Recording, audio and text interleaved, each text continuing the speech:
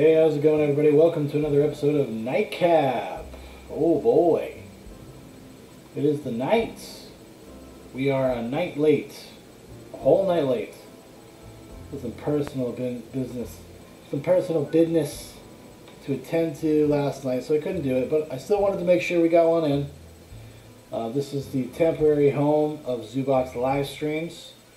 If you would like to know where the actual content is, check out the links in the description. That's where we are. That's where we live. This is where we're visiting, if you will. Got no choice. Got these crazy religious zealots, these vortex people coming after me. If it's not fucking MGTOWs or furries or whatever, always somebody coming to get me. Always somebody coming after NIGHTCAP, specifically. It's very controversial, NIGHTCAP, you know? People with content hold, is the fan on? Yes, it is. Is it really that loud? It's probably more just the, what do you call it?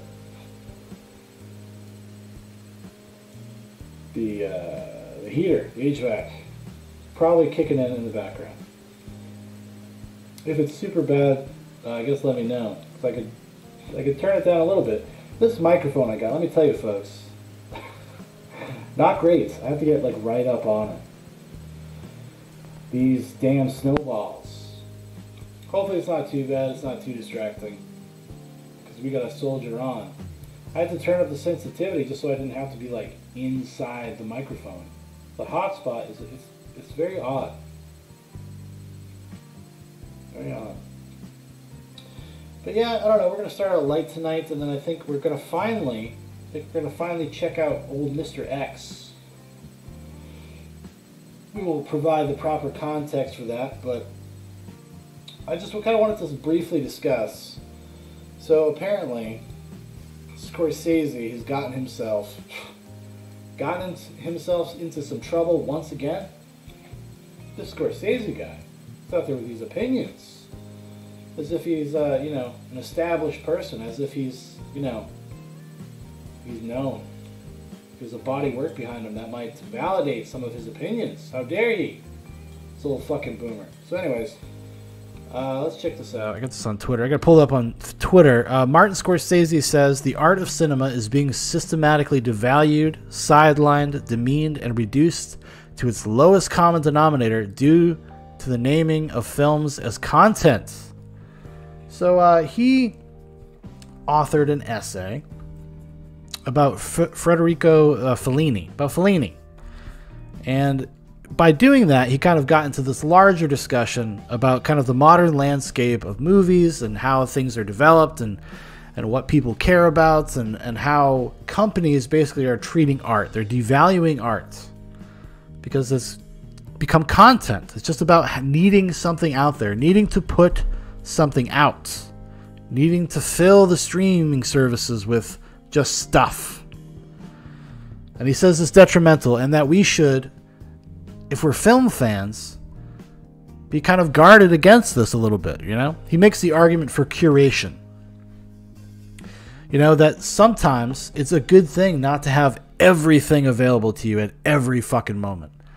But we're going to look at some of his stuff here. We'll look at a little bit of this essay. This is IndieWire's take on the essay, which pulls the hot quotes. This is actually the full essay is on, what is it, Harper's Magazine. Il Maestro by Martin Scorsese, Federico Fellini, and the Lost Magic of Cinema. And this is something like that's kind of been his bag, right? He's been talking about this for a couple years now. The difference between cinema, the difference between populist filmmaking, and kind of the landscape that's out there. And you got these fucking nerds, man, just trying to destroy him, denigrate him for being an older man who just doesn't get Marvel, doesn't get Disney, doesn't care about Star Wars. How dare he? Don't you know this is what defines people's personalities in the modern era? Doesn't he know that? Well, let me tell you, folks. He doesn't. He doesn't care. It's an interesting article. I read the whole thing. And that's just, you know, basically what his argument is what I said. That's what I just said. You know, here's a good little pull quote from it, right? Curating isn't undemocratic or elitist, a term that is now used so often that it's becoming meaningless. It's an act of generosity. You're sharing what you love and what has inspired you. The best streaming platforms, such as the Criterion Channel and Mubi, and traditional outlets such as TCM, Turner Classic Movies that is, are based on curating. They're actually curated. Algorithms, by definition, are based on calculations that treat the viewer as a consumer and nothing else. Which is true, right? An algorithm is not trying to guide you to something that you might find profound or that's meaningful. It's just trying to go for the lowest common denominator, just trying to pander to what they think is going to make you click on something. In the same way that like we have like with a lot of journalism, websites and whatnot, it's all based on clickbait. It's all based on the now. Just something that will make you angry or entice you on in some kind of primal way. Kind of your baser instincts is trying to get at, so that you'll click on the button and you'll go to their site, you'll give them a hit, they'll run an ad, and they'll get 10 cents. But yeah, that's kind of what it is. But the reaction to it is kind of what's more interesting, because there's another round of these very negative reactions to what he's doing, and it's like a threat to their fandom, to their nerddom, their identities, like I said, right? Here's a pull quote that Variety took out, or not Variety, IndieWire took out. As recently as 15 years ago, the term content was heard only when people were discussing the cinema on a serious level, and it was contrasted with and measured against form, Scorsese writes. Then, gradually, it was used more and more by people who took over media companies, most of whom knew nothing about the history of the art form or even cared enough to think that they should. Content became a business term for all moving images. A David Lean movie, a cat video, a Super Bowl commercial, a superhero sequel, a series of episodes. It was linked, of course, not to the theatrical experience, but to home viewing on the streaming platforms that have come to overtake the movie-going experience, just as Amazon overtook physical stores. So what he's kind of getting at is this concept that they're flattening everything out. Nothing is higher or more important or more special than anything else. And it's a really kind of, it's a negative way to view it. This is kind of this is his building of the argument of the importance of curation. Why curation might be a worthwhile endeavor, even in this kind of modern landscape of the streaming, you know? Maybe we shouldn't be just blindly obsessed with just more. More is not good. You know, more is just, it is just what it is. It's just more. It doesn't make it special. It doesn't make it meaningful. And there are a few streaming services, you know. I've actually always wanted to get the Criterion Channel. I haven't yet. I think whenever I finally decide to ditch Netflix, which feels like it could come at any moment. Netflix is just a barren wasteland of just mediocrity. And it engages in that behavior that I was talking about, that algorithmic behavior. You know, they saw that, like, oh, people are into true crime miniseries. Now you get a new true crime miniseries every week. None of them are very good. They're all 3-4 episodes too long. Maybe 2 episodes too long, to be generous. But there's something about them that just is artificial and gross, and it doesn't... I don't know, it just feels less and less like it's worth my time, you know? In the same way that kind of reality television, at some point, I was just completely done with the format. Just completely done. I just want no part of it anymore. I can't even stand it. It kind of makes me sick. It makes me feel gross. It makes me feel bad. You know? And it's this weird thing because, you know, Scorsese, people trying to say that, like, oh, well, Scorsese, you know, like, if it wasn't for Netflix, if it wasn't for Apple, you wouldn't have made The Irishman. You wouldn't have made your new movie. Or The Flower of the Killing Moon, I think it's called. That's an Apple Paramount joint. And it kind of just misses the point of what he's saying. He's not saying that they're entirely bad or that they're not necessary or they're not the future. He's just saying that, like, cinema, the art form, is worth protecting. That's it. Really. And people just lose their fucking minds. We're going to look at some of the responses to this tweet from Discussing Film. You know, people go down, you get into the mentions, as they say, as the kids say. Check this out. Some of these are trolls. Some of them are very good trolls. Old guy is just mad because the new content has more range than his movies. Now, this is like kind of a meme. But somebody actually, I believe a while ago, I believe this was like a real thing. Like somebody actually made this and was being serious. Because Marvel fans, they just lost their fucking minds. I wish I had found... there's a clip from this pariah, this consumer, this fucking coomer called John Campea. He used to work for AMC, then he worked for Collider, and now he does his own thing. And I don't really hate John Campea or anything, but he's one of these guys that's just like, and he's kind of a bigger name in this space, in the kind of generic movie review, pop culture, journalist, whatever you want to call him. Like, he's kind of a bigger name for some reason. He does very well for himself. Guy's buying $1 million homes in California as we speak. He's got a fucking floating drone camera in his production. The guy's got like 5 cameras to do a show where he just sits in front of his laptop or his computer and talks about movie news. Generally, pretty milquetoast stuff. I'm not a fan. I don't really watch him very often. Let me see. I'm trying to find some good ones. I found some earlier. Some of them are definitely trolls. I like this one. Kurt the Flirt says, to everyone who is mad about this, just take pride in knowing that even Martin Scorsese's shittiest movie is still better than every Marvel film. And I say this as someone who likes Marvel movies. Right on, brother. Why doesn't he understand that there are different kinds of audiences and there's all types of movies for those kind of audiences? He's a great director, but to comment on others' work because he finds that unentertaining is a little snobbish.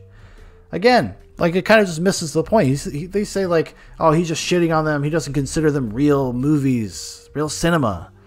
He doesn't consider them cinema in terms of an artistic endeavor. Like in cinema is something that should, just like a good poem, a good book, a good song. It's the height of the art form. It's something that kind of engenders something special and unique inside of you. Maybe you learn something about the human condition. Maybe you learn a little bit about yourself. That's what good movies do. And that's not to say you can't accomplish that in genre films. If you know Scorsese, he's a fan of movies. And he is not a snob.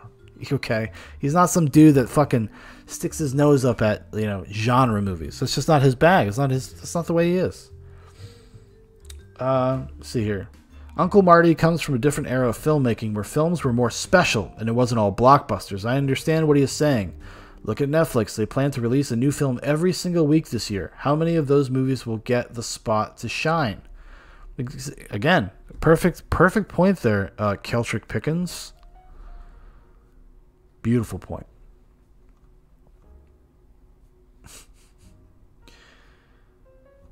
Your 3-hour film got Netflix 10 Oscar nominations. Look, and he's got a little Spider-Man thing here. A little Spider-Man avatar. Ben says free Assange. Watch Glow. Associate producer of Zack Snyder's Justice League Bernie 2020, at Council Pod on Spotify.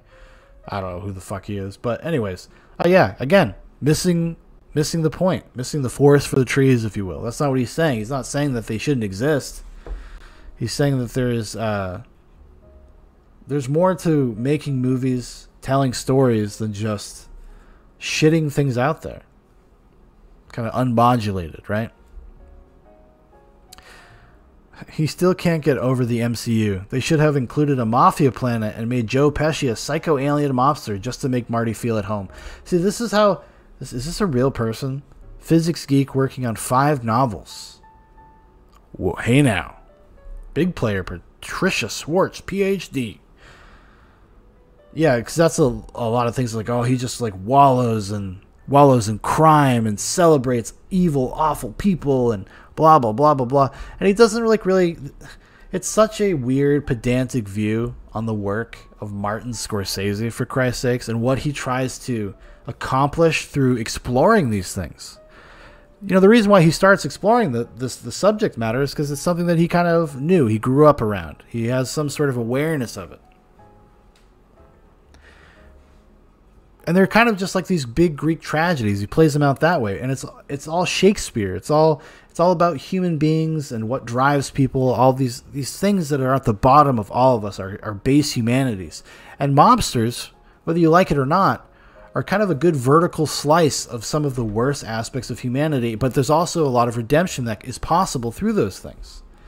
And that's what he explores in his characters. I mean, how can you watch The Irishman and think it's like just some shallow fucking exploration of a gangster movie? Even Goodfellas, even the ones that are a little bit more like superficial, I don't get it. I don't get having that perspective on Martin Scorsese. It's disgusting. It's okay, Martin. We all know you've secretly downloaded HBO Max in anticipation of the Snyder Cut. Of course he has. Of course he has. He's going to be right there watching the Snyder Cut with me, waiting for it to drop at 3 a.m. March 18th. We're all going to be there. Me, Marty, Peter Jackson, Fellini's Ghost. We're all going to be there watching the Snyder Cut. Coming from an old dude that cannot keep up with the times, Goodfellas, Raging Bull, and Taxi Driver were... this guy's awful. Were all great movies, but this is a new generation of filmmakers. By the way, when is the last time he cast a black person in his movies? Oh, well, that gets to the heart of the issue, David A. Fuller. I'm putting you on blast. Put you on blast, David. It's a dumb fucking thing. Like, why would you, like, you know, because if he did that, then he would be accused of tokenism or not understanding the black experience enough. Like, you could never win with something like that, you know? You know, don't ask an artist to tell a story that he doesn't want to tell. You wouldn't like it either. Like, you would not like that. You wouldn't enjoy that. You know it.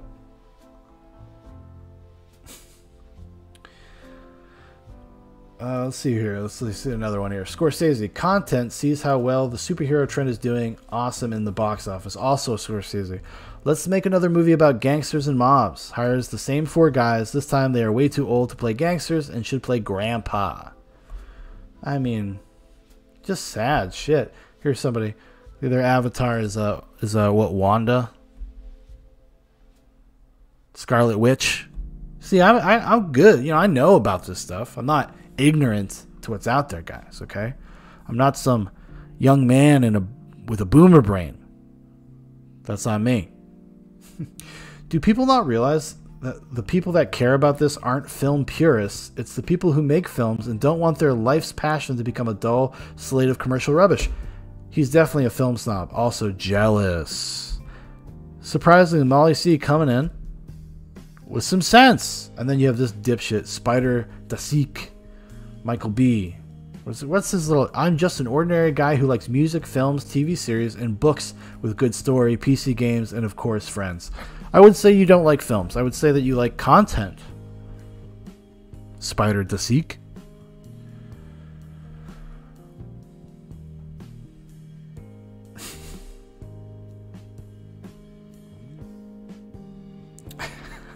Every Scorsese movie is about a white male sociopath who treats his loved ones like shit and isn't sorry about it. Oh, and he loves finding ways to have those white men hit women or say the N-word unnecessarily. God forbid somebody explore a world that makes you uncomfortable. It's fucking nuts, man.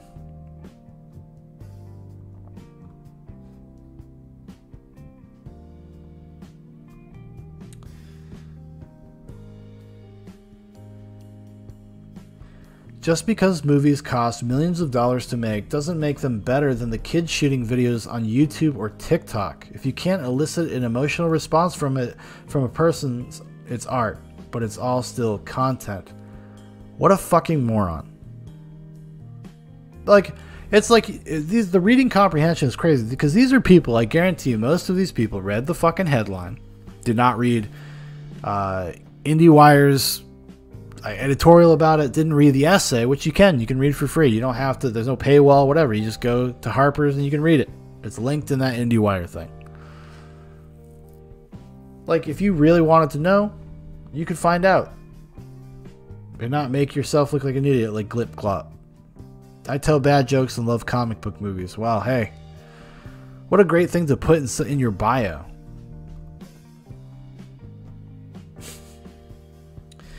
He is easily top 5 directors of all times, but he really shouldn't be so close-minded about stuff he doesn't like. Not everyone likes movies he likes, and they aren't wrong for watching what they want. Again, I feel like this is just a lot of what we're going to read here. Scorsese is literally the least snobby and most open-minded director of any of the greats. He loves Godzilla. He loves blaxploitation. He spent his career bringing international movies to bigger audiences. He's just able to recognize when garbage is garbage, like with the MCU. Thank you, Miss Sandry Inc.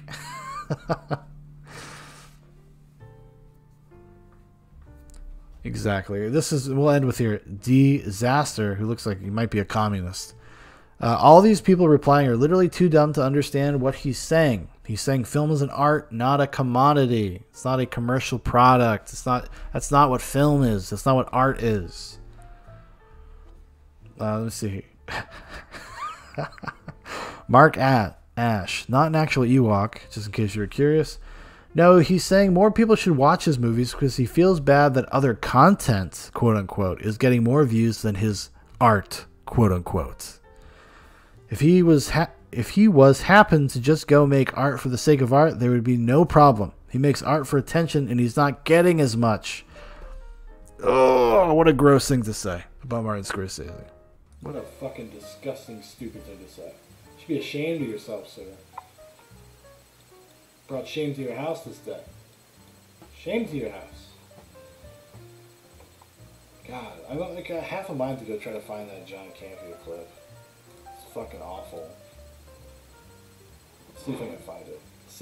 Let's take a peek. We'll take a peek at these fucking coomers. This is a grown-ass man. John Campea, Scorsese. See what he has to say. Yeah.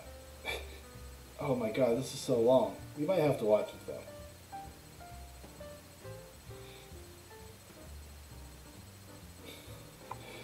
Yeah, Scorsese makes idiotic Marvel invading cinemas remarks. Oh, this is going to be painful. I think we might have to take a peek though. We might have to take a peek at this. Because he says some fucking really gross things in it. Bing, bing, bing, bing. Let's move on to our... Oh, here we go. Let's move on to our final topic of the day, he says. Look at this fucking coomer. Look at this. Pure Canadian. Pure Canadian trash. Pure Canadian trash, this fella. fifth and final main topic today. Chris, what is our fifth and final main topic today? This is the one that our glorious little thumbnail picture from Ray is about. So good. This is from Fred Y. Hey, John. I originally... If I get content claimed for this, I'm going to be fucking real upset. If John Campea takes down Zoobox, boy, that would be poetic. I thought people were taking Martin Scorsese's comments about real cinema a little too seriously. But I wanted to know if you saw his most recent comments. He seems to be doubling down on it, saying we shouldn't allow Marvel films to, quote, invade cinemas. What are your thoughts on his comments? How do you feel about this follow-up? You know, one of the most frustrating things in the world is... What?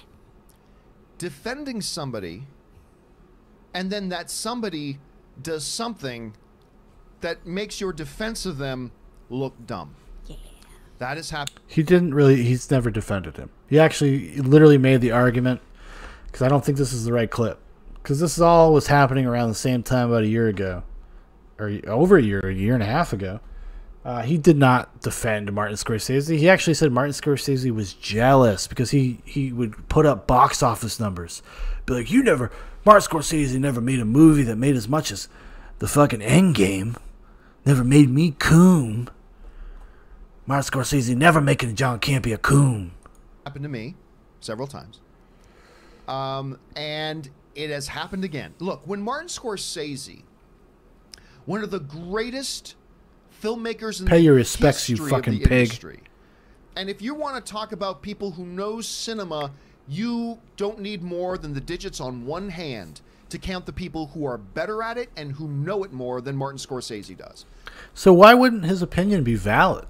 Like, why wouldn't you take it into serious consideration? Like, why are you so threatened about this, John Campea? He's not going to take your fucking Disneyland pass. You fucking simp. Let's just be clear about that. So when Martin Scorsese came out the other week and said, you know, I don't really consider. Remember, I cut him a lot of slack because it's not like it was a prepared statement. It was, he was asked a question, he answered it, and yeah, maybe the wording was a little bit off, but he basically, look, I don't really consider Marvel types of films cinema, as well as they're made, you know, made well. You know, when you look at the aspects of cinema, they're not really cinema to me, but whatever. And to me, I thought everybody gave Marty too hard of a time. He didn't, actually. This fucking Coomer, like I said, did not feel this way. This is revisionist history. Don't trust this guy. He's Canadian. Come on. I mean, look, just because we as comic book movie fans, we can be overly sensitive little whiny babies sometimes. And I'll include myself in that, all of us, comic book movie fans. It's like, you know, oh yeah, everything's great, everything's great. Somebody said something about not loving comic book movies? Boo! Like, we are oversensitive little babies sometimes. That's what we do. And I thought that maybe we were doing that a little bit when Martin Scorsese mentioned that. He said, look, they're well made, but I don't really consider them cinema and blah, blah. It's like, okay, whatever. No big deal. No big whoop. Big deal. No big whoop. And I said, well, I don't agree with what he said. And I think if Marty paid a little bit more attention, because I did take issue with the fact that he said he doesn't even watch them. I'm like, how can you give a qualifying statement about movies you don't even watch, Marty? But, so I didn't agree with that. I took a little bit of an issue with that. But overall, I think we were all making too much of a big deal about it. Well, no, we weren't. No, people weren't. Because recently on stage, Martin Scorsese was doing a Q&A, and he decided not to qualify his statements, not to say, I was hoping Marty Scorsese would come out and say something along the lines of, look, I just watch these films and I think they're well made, but I think they lack some of the artistic merit that traditional film really does have. And I would respect that. If that was his point of view, I would respect. I mean, what the fuck is, you know, he just goes on and on. He says the same thing over and over again. This is not the right clip, by the way. I should have, there's a different clip. This is not the right one. That. I was hoping he would say something like that, but he didn't. The master. This one could be even worse, folks. This could be even worse. Marty Scorsese decided to double down and make his intentions clear. He not only does not like comic book movies, he doesn't even think they should be in theaters. This is what he said. These are his newest statements. He said the value of a film that's like a theme park film, for example, the Marvel type pictures, where the theaters become amusement parks, that's a different experience.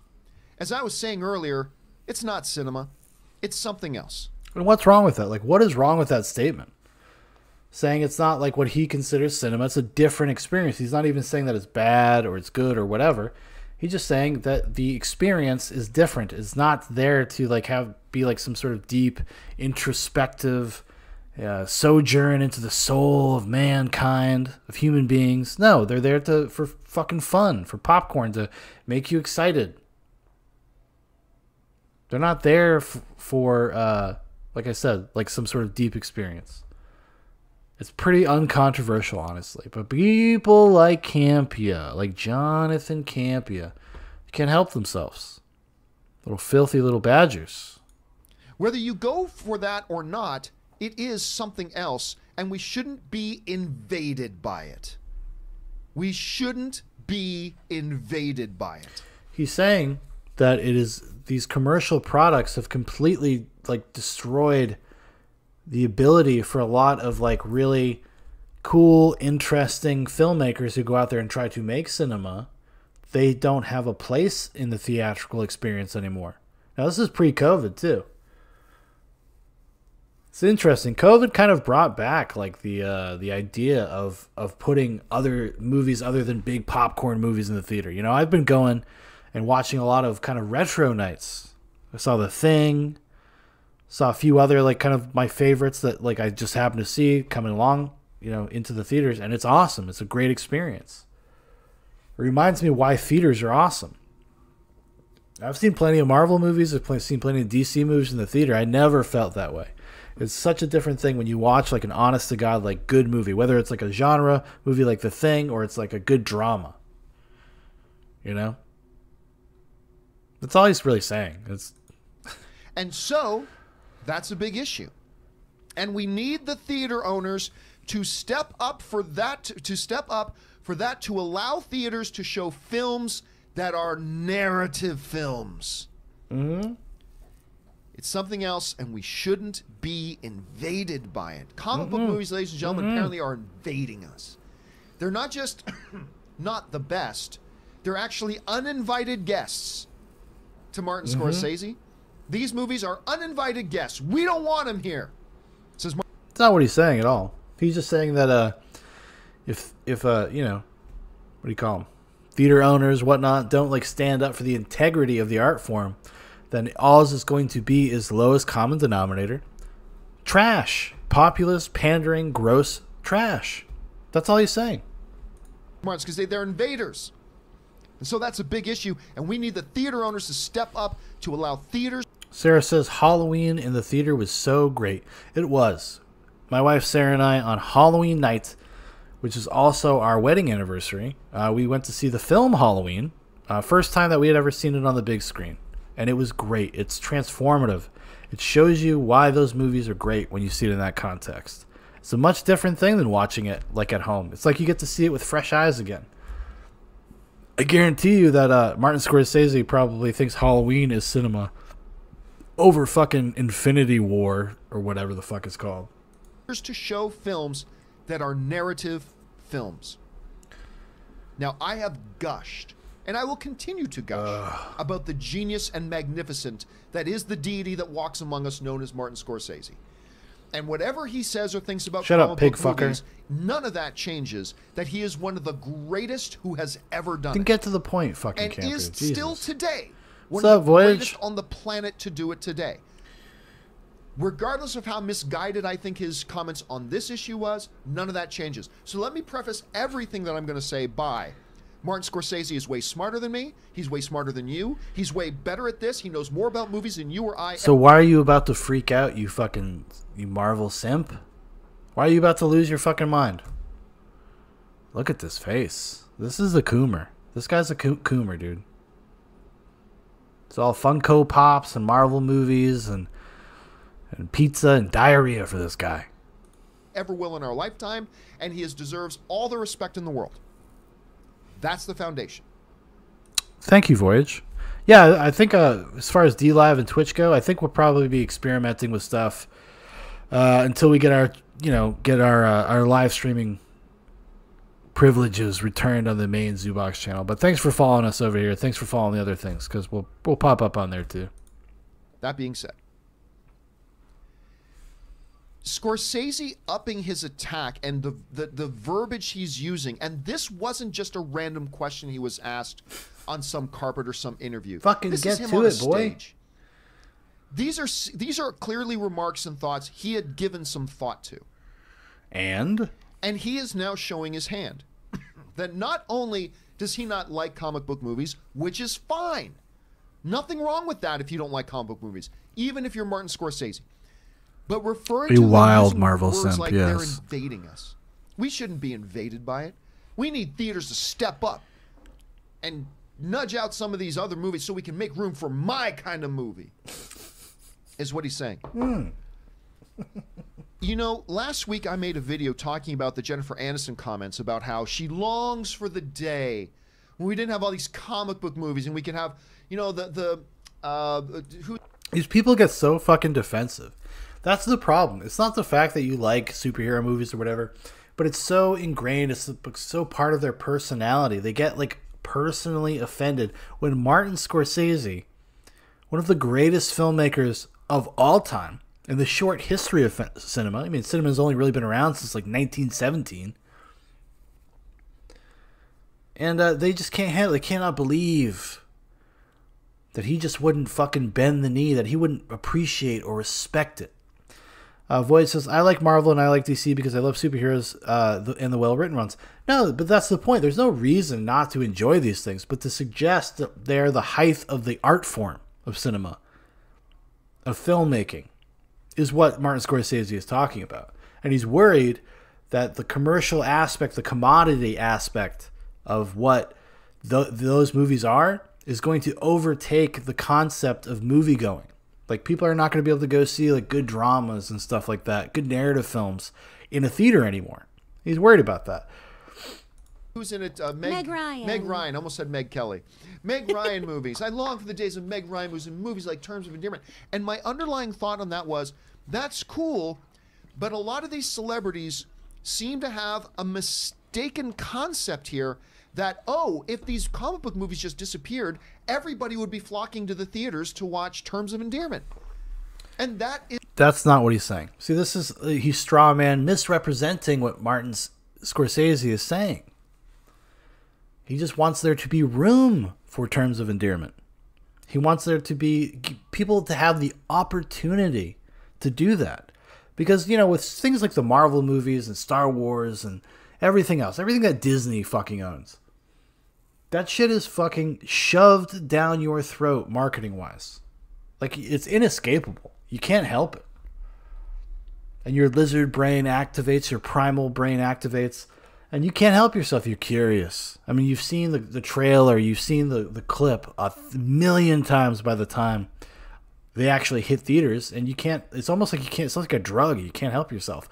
But to suggest that they're the same thing as like watching Casino or The Irishman or whatever is false.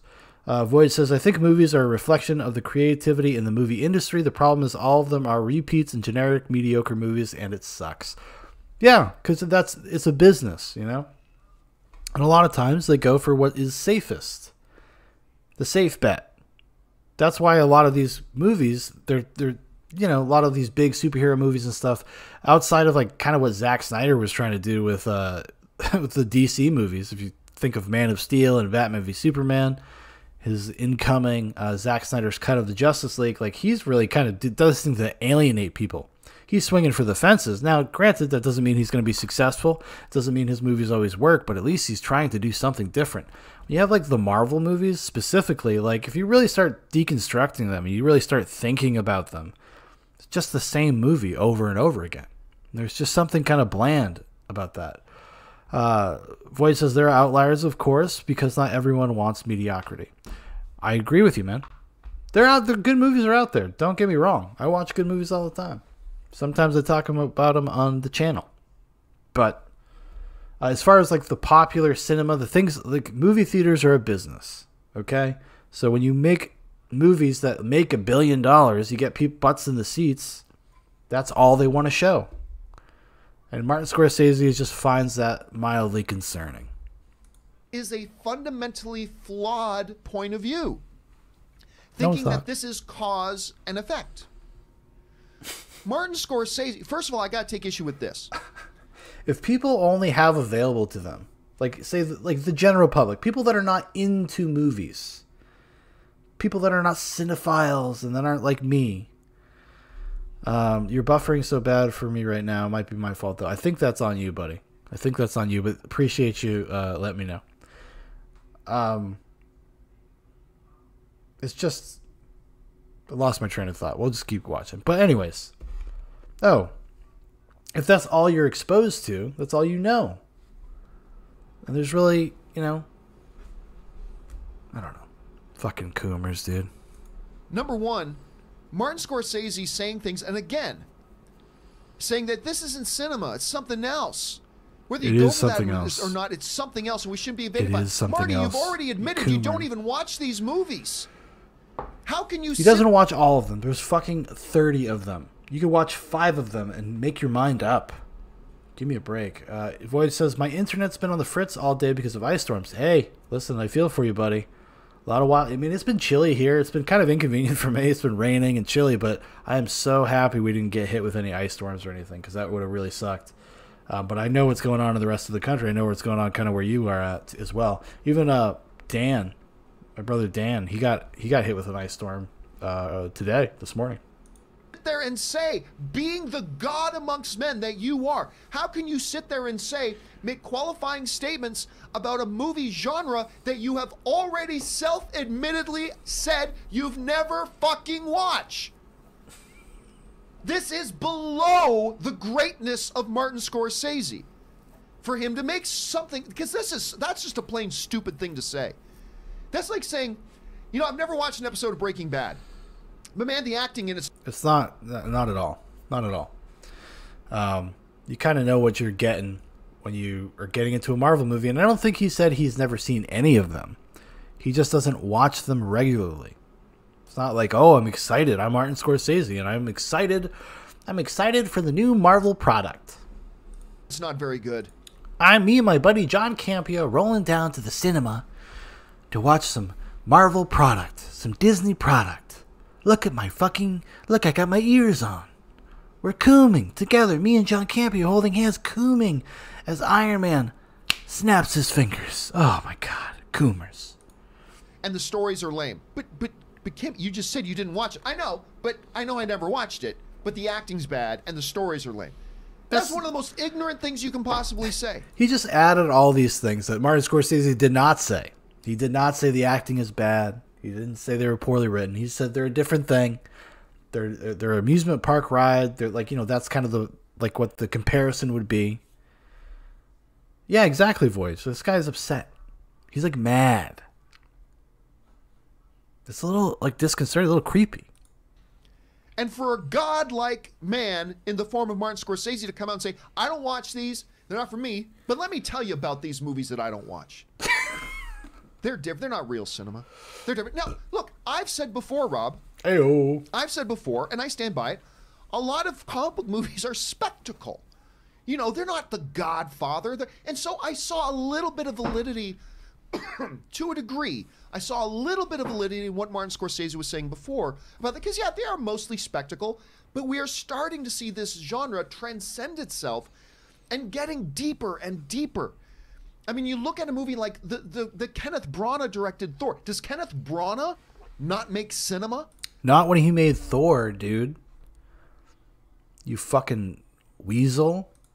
When you look at the themes of fathers and sons and all the things that ran throughout in the package of a spectacle of Thor, I think if Scorsese had seen that, he would see what we're talking about. He would have coomed too. Maybe he's okay with Joker because he's the one who brought it to the table. I don't know. Actually, this is because this is kind of old, but Scorsese didn't give a fuck about Joker. In fact, he thought it was kind of sad that they just remade two of his movies and called it Joker. He's consistent, you coomer. But again, much like the Jennifer Aniston situation, where she seems to have this, and a lot of these people in Hollywood right now have this misconception that, if the comic book movies just weren't there, everybody would be coming to see my movies. And you know what? Actually, they probably would, because they wouldn't have anything else to see. So there is something to that. Void says, I would rather not refer to any man as a god among men. We are merely men and women on a rock. Fair point. Martin Scorsese is kind of like a god, though. Young man. Young sir. Just joking. I'm going to say this right now, and I'm going to hold to this. I think a part of this is a little bit of sour grapes that he's not getting The Irishman picked up by a traditional distributor and getting a traditional theatrical distribution. And I think he's looking for a scapegoat, and he's blaming comic book movies. Here's a news flash, though. AMC theaters alone, just the one theater chain. This is not counting Regal. This is not counting Cinemark. This is not counting Landmark. This is not counting all the other movie theater chains out there. AMC theaters alone in 2018 played over 206 different films on their screens in North America in 2018. You know how many of those are comic book movies? Less than 5%. Less than 5%. Martin Scorsese, the god amongst men. How can you sit here and say... Because it dominates the conversation. It's the only thing that popular media, people like John Campea, talk about with any fervor or respect or reverence. And that's in 2018 as well. After COVID, theaters come back from COVID, you're going to see that number tick up. Like, theaters are not going to be, that's all they're going to want to show. Because they're going to want to try to make some money. Theaters are about to become very niche. Void says, man among men is probably better. Fair enough. Theaters need to make room for these other movies. They had over 96% of the theater screens. What are you talking about? If theaters would only make room for these other movies. They're playing these other movies. They're there. I don't mind a conversation about hey, let's talk about the artistic merit of comic book films. Like, see, this is the problem. Like, this is short-sighted. Like, Scorsese's, he's living in 2034. He's, like, looking into the future in his crystal ball. Campea is just like, well, this is not, like, I just looked yesterday, and that's not there now. Hey, now. That was a good shot. You couldn't see it, but I got it in the bag. Yeah, you know, like, it's not what Scorsese's talking. He's talking about the integrity of the art form in the future as we progress, because this is also new. It's also new. That comic book films need to continue to evolve and incorporate more truly artistic merit. I'm all for these conversations, but quit throwing up these fake, nonsensical arguments. We're being invaded by comic book movies. You know how many Marvel movies are coming out this year? Or in 2020? Too many. I believe two. Too Too We're many. being invaded. Oh, theater owners need to make room for other movies. More than 96% of the screens are being taken up by other types of movies. And I just, it's upsetting when somebody who is so not good, somebody who is so great, like a Martin Scorsese, somebody who is so smart and knows this business, says something so stupid. And especially it's frustrating when I just spent a couple episodes defending him, and then he comes out and doubles down on this. Well, because if you did defend him, you were probably correct with your assertion, because like the updated quote that they're responding to is not that much different than what he said originally. It's really just not that dramatically different. He's just saying, like, you know, we got to like preserve the theatrical experience, not just for amusement park things.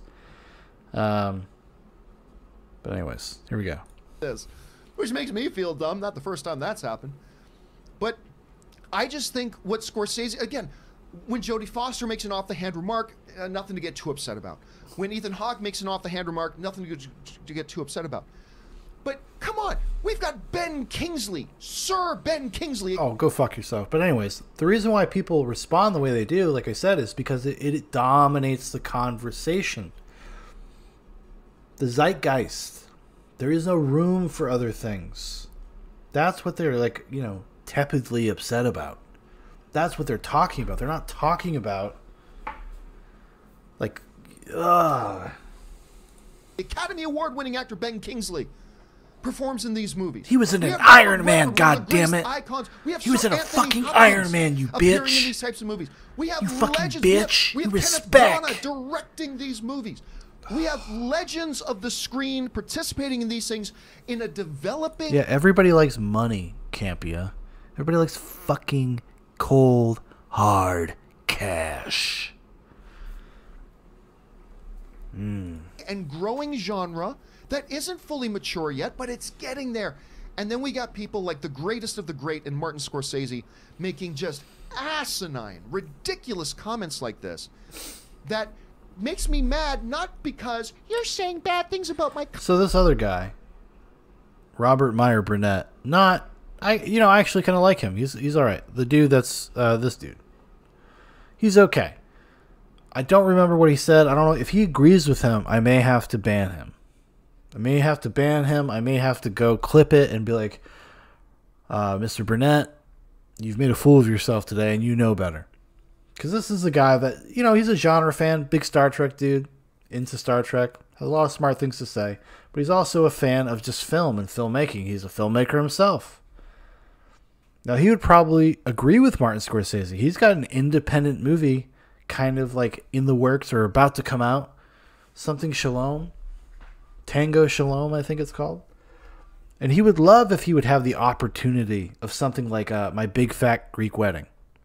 That gets to be put in a major theater, and it becomes kind of a zeitgeist. It becomes a moment thing. It becomes a zeitgeist thing. It's huge. Like the opportunities for that to happen, for something like a My Big Fat Greek Wedding to like be a giant cultural thing, the window on that is closing because of the way the conversation is funneled. And that's really what Martin Scorsese is talking about. Look at this little weasel face here. Oh my God. Is he farting? Is he pooping? Has he got an idea? I don't like this haircut either. I don't like this haircut. I wouldn't trust a man with this haircut. Comic book movies, but he's making himself look like he's out of touch. And he is the greatest of the great. And it's frustrating to me. Anyway, I'm sorry. I've ranted on that way too long. And now Rob, I'm crying.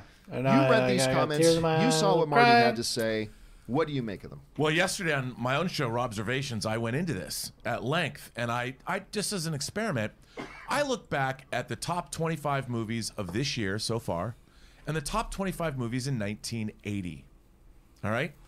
In the top 25 movies in 1980 included both Popeye and Flash Gordon, which were comic strip adaptations. I love that Popeye movie.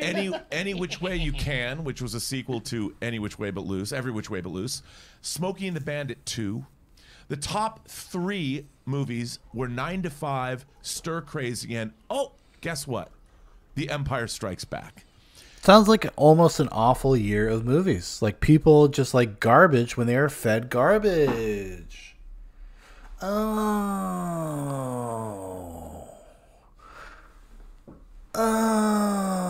so you would have to tell me the other movies that came out that year, so I could get the temperature on the time. I need the data, Robert. I need the data. 1980, 39 years ago, and 2019, actually, there's a few more comic book movies, but in terms of sequels, there's a bit more now. But in terms of populist movies, pretty much the same. 40 years apart, you could make an argument that the same kind of movies are in theaters now that were in theaters 39 years ago. No, not at all.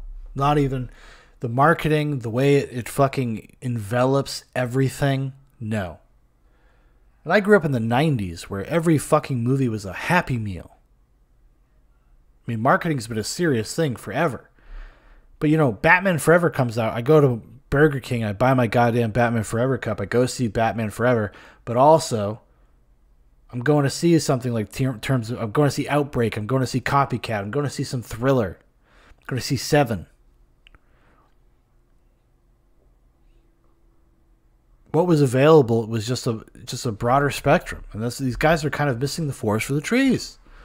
And this guy right here, this jamoke, he knows better too. He knows better, and he's just like he's coon because he just loves these Marvel movies. Hey, and guess what? If you like Marvel movies, great, that's awesome. I'm happy for you.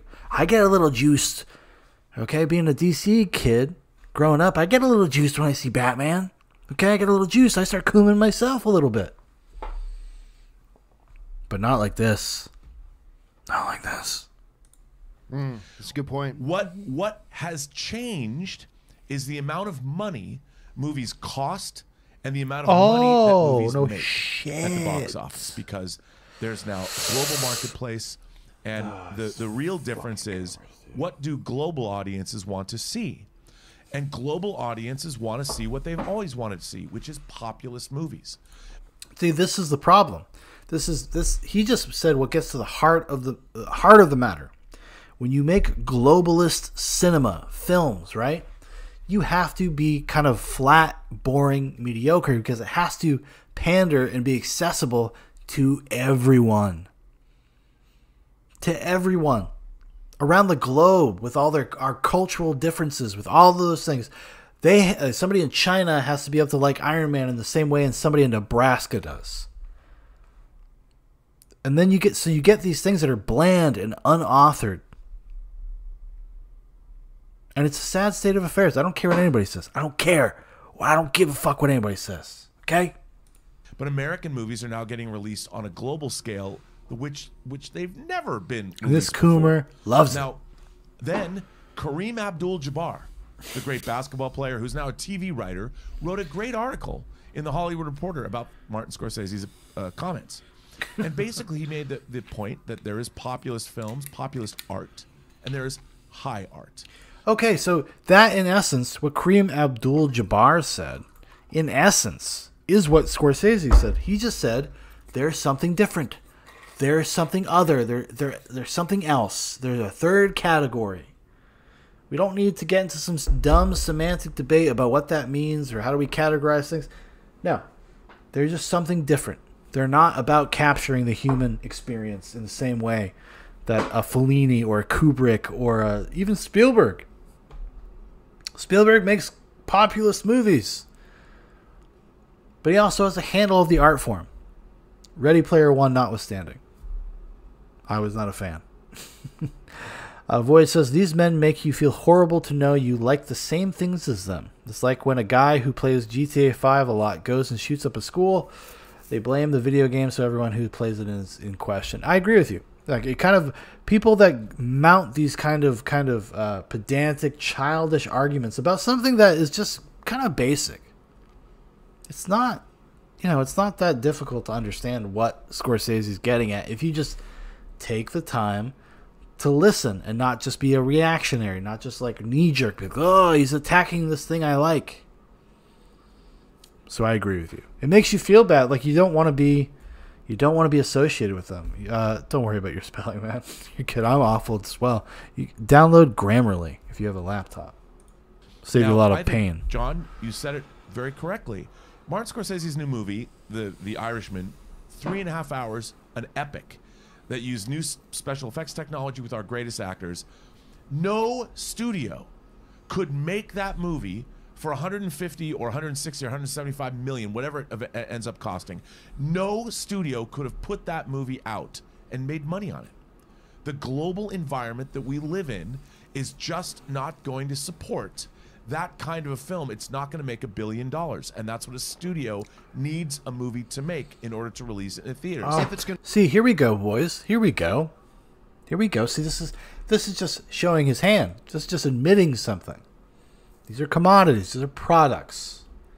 This is not about art. This is about making. This is about commerce. This is about making money. That's what it's about. And they love it. They fucking love it because they're using this gross infrastructure to rationalize how much they fucking want to come to goddamn WandaVision or something. Which is actually not awful, by the way. Just saying. Going to cost $170 million to make. Yeah. Exactly. Netflix, which didn't exist 40 years ago in 1980, along with many other streaming services, are providing a new outlet, a new choice for viewers, something that has revolutionized both filmmaking in terms of being able to support films that would not get made. We live in a new environment. So what Martin Scorsese, like you pointed out, he's out of touch. Part of, and this is the sad thing. It's kind of almost like a sad thing that Martin Scorsese has to go to Netflix. Granted, I understand what they're saying, because of the way they made The Irishman, specifically The Irishman. That thing was a giant budget movie because of the technical aspects of trying to de-age the actors and so on and so forth. But what Martin Scorsese is trying to imbue to people is that the theatrical experience for a narrative drama is important. It's impactful. When you watch a movie in that environment, it is different than watching it in your house. It's different than watching it on your laptop or your home or whatever. It's just different. It affects you differently. The level of focus you have in a theater is much different than it is when you're at your house and life is happening and yada, yada, yada.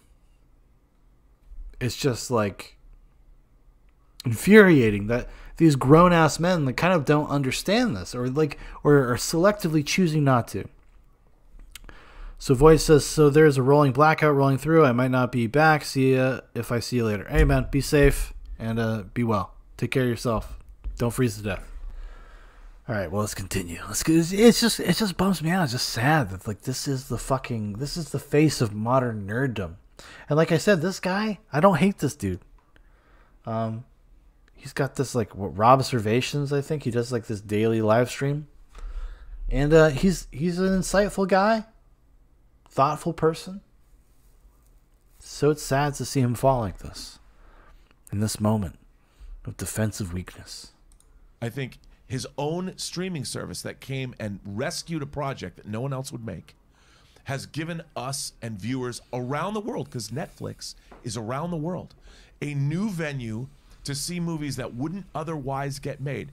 And we're going to see it in the theaters. I believe AMC made a deal with Netflix to show The Irishman in movie theaters. So we just live in a new world. It's a new evolved world, as every world that we've ever lived in is constantly evolving and changing. And Like, they talk about this so fucking literally. They're not seeing the bigger picture of what he's talking about. It's so frustrating. And they're doing it from this really gross, consumerist coomer place, you know? Like, they're just upset that Martin Scorsese might think that, you know, I don't know, like a dumb amusement park ride is a dumb amusement park ride. It's very revealing, their priorities, you know? And we have more opportunities now. These opportunities to make The Irishman didn't exist 10 years ago. So, Marty should just chill out. You know, like you said, people love comic book movies. If they made The Irishman 10, 15 years ago, it wouldn't have cost as much because they wouldn't have had to de-age them. Maybe they should have made The Irishman when he wanted to. Pay a little respect. A little respect to the king. I wanted to see them my whole life. I never got them. But because of technology where it is now, we get them. And it's great. And I love them. And I bought them all. And I want to get that Best Buy $500 box of all of the Marvel Infinity Saga. Like, he can barely talk. He can barely breathe. He's so fucking exasperated. He's like, so, he's just like, I must. I got the Marvel movie buy, Best Buy exclusive steelbook. Cooming. 4K discs. I don't think I could ever afford it, but I want it. And Marty's just flat out wrong. He's wrong, dude. Yeah, and look, and here's the other thing. Dude. It's unnecessary. Because, look, if a celebrity comes out and says, a filmmaker, an actor, whatever, comes out and says, I don't like comic book movies, and that bothers you, that's on you. They're allowed to like or not like what they like. But when you're somebody in a position like Martin Scorsese who comes out, I don't really consider the cinema, and then you go on and continue and you double down on it, now you're using aggressive language like they're invading us, movie theaters need to stand up to these things. Now you are... I guarantee you, Martin Scorsese, little man, Martin Scorsese was not on stage like stomping around like, they're invading us, we must stop them. It's like a turn of phrase. It's just a colloquialism. Like, he's just talking extemporaneously. It's just like, it's like they're invading us. It's like they're squeezing us out. Which you think, you know, maybe Martin Scorsese has a little bit of insight into. I don't know. You know, greatest filmmaker in the world. Has a hard time getting his movies financed. I don't know. What the fuck? Why did it take him 20 years to make Silence? Why did it take him 20 years to make Silence? Okay? He has righteous grievance, okay? Because I'll put fucking Silence. I'll put The Irishman. Anything he's ever done. Cape Fear. Shutter Island. Some of his, like, lesser movies. His genre movies. Because, you know, I don't know if people are aware of this. Scorsese's made a couple genre flicks. Just saying. Sarah says, don't poke fun about Steelbook splooging. Only when it's, you know, very rarely. You know, only when the price is right. I don't pay top dollar for Steelbooks, but I got a couple nice Steelbooks. I got a couple nice Steelbooks, okay? I got the They Live Steelbook. I got Life Force. I got, what else I got? Christine. John Carpenter's Christine. Underrated film. Underrated film. I got, like, I think I have a few X-Men movie Steelbooks. I mean, I'll never just, like, rebuy a movie to get the Steelbook, but if the Steelbook is there and the cost differential, you know, if it's not that big of a deal, like if it's $1 more or whatever, then maybe we might get the Steelbook. We might get the Steelbook. Without any real function or purpose, for no reason whatsoever, you are antagonizing and alienating. Antagonizing and alienating. Maybe alienating if you're a friggin'... Cape Fear is a big thank you, Shaun. So good. Yeah, Cape Fear is amazing. Cape Fear is amazing. Because Martin Scorsese knows what he's doing. He's the top of the art form.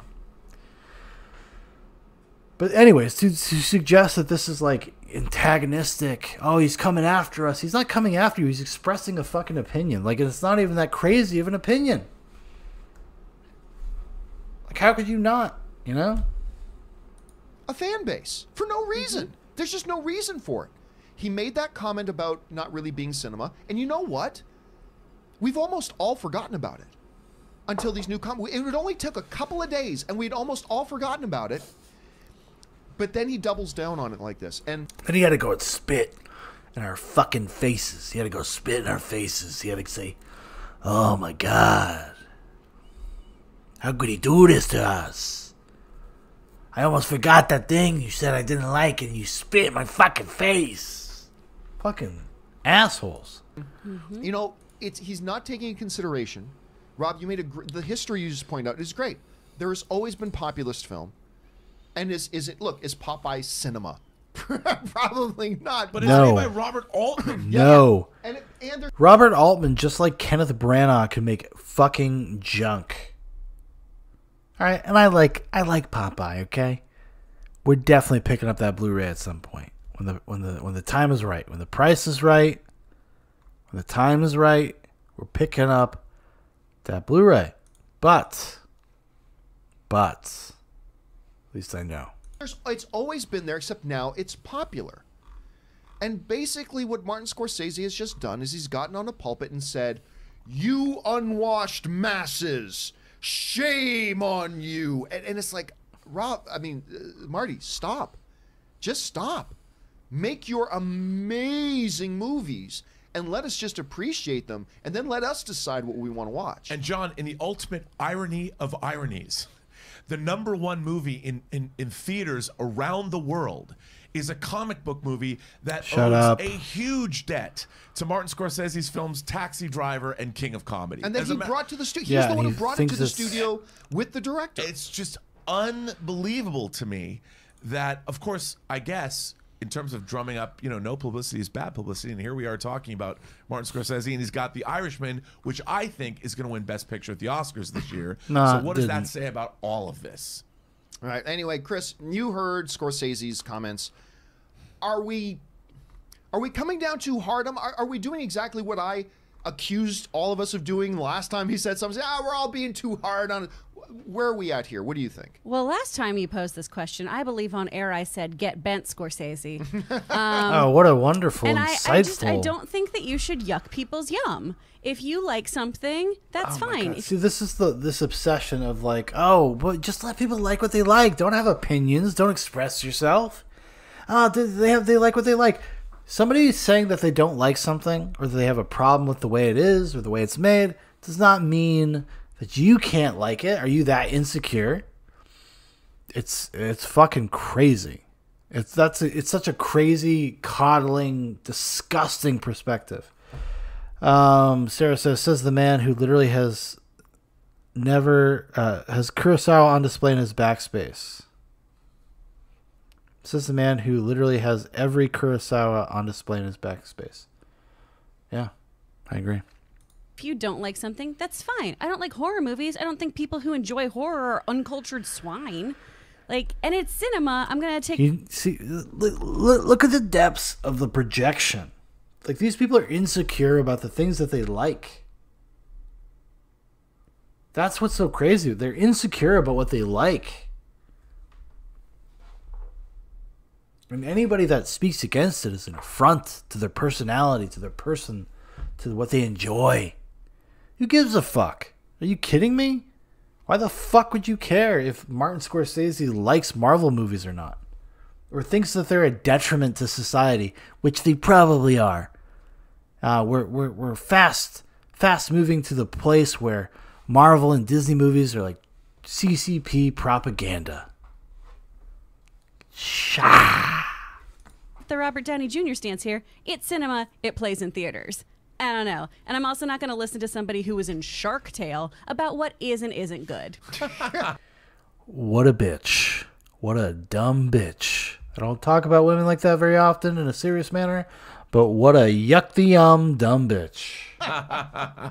Well, let's be careful. He is still Martin Scorsese. Yeah, he has grandchildren, you fuckers, you fucking morons, you fucking simps. This is the thing. He's not eradicate these things. Don't allow them to exist. He's talking about preserving the art form. And these fucking chuckle fucks. These yuck the yummers. Thank you, Sarah. I need to add that to my vernacular. Yuck the yum. I'm going to call them Yuck the Yummers from now on. We're going to make a t-shirt. It's going to be great. Disgusting. Disgusting. A disgusting display of shallowness and childishness, immaturity. Look at this fucking moron. Look at this face. Look at these fucking... Look at this guy's coming. He's coming right now. She's receiving, and he's watching. That's what just happened. Coming, receiving, watching. The most satisfied of them all three, by the way. He's getting his. He doesn't care. He doesn't care. He's just like, oh, yeah, getting mine. Hope his coom is good. Hope his coom is good. I mean, look, it's just, again, I would feel less wound up about this if he watched every movie. Why would you feel wound up about it at all, first of all? And now he demands that he watch every movie. There's like 25 of them. Martin Scorsese is like watching good movies, you fucking simp. God damn you, pig fucker.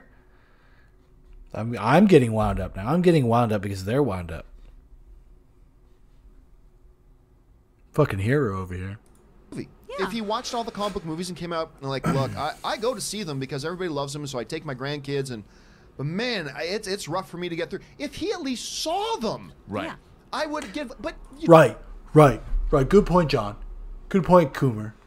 Campea, Coomer Campea. Good point. If he had watched all of them over and over and over again, like us, I made a decision, an informed decision.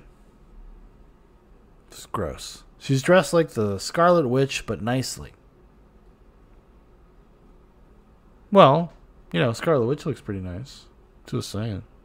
the dude is making these qualifying statements about movies he's admitted he doesn't. Anyway, guys, I don't want. I've taken up too much time on this already. I've fucking come too many times. Think about this. Maybe you're thinking, you know, at Campea, we're overreacting to what he said. We're overreacting to what he said. Oh my god, that's an understatement.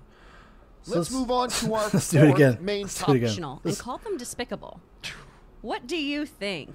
So Martin Scorsese and was Francis Ford Coppola like defended Scorsese? He's like, Marvel movies are despicable. Power, brother. Now let's watch them respond to this, because I think it gets a little wacky. I think this is the original one. I think this is the one I was looking for, maybe? I don't know. What you think? Listen, These old stupid fucks. Let me be very clear about something. I put this on my social media as well. I don't begrudge anybody, including big filmmakers, to like or not like.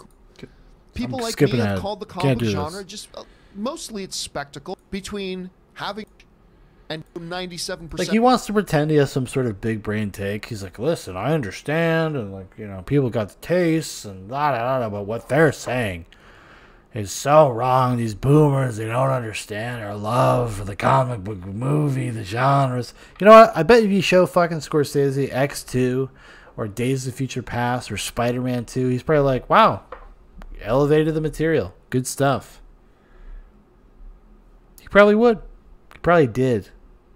He probably did. He probably saw Sam Raimi's Spider-Man 2 and he was like, oh, wow, this is something really special. This is different. Then he saw Thor. Then he saw Captain America. Then he saw Ant-Man. And he was like, nope. Nope.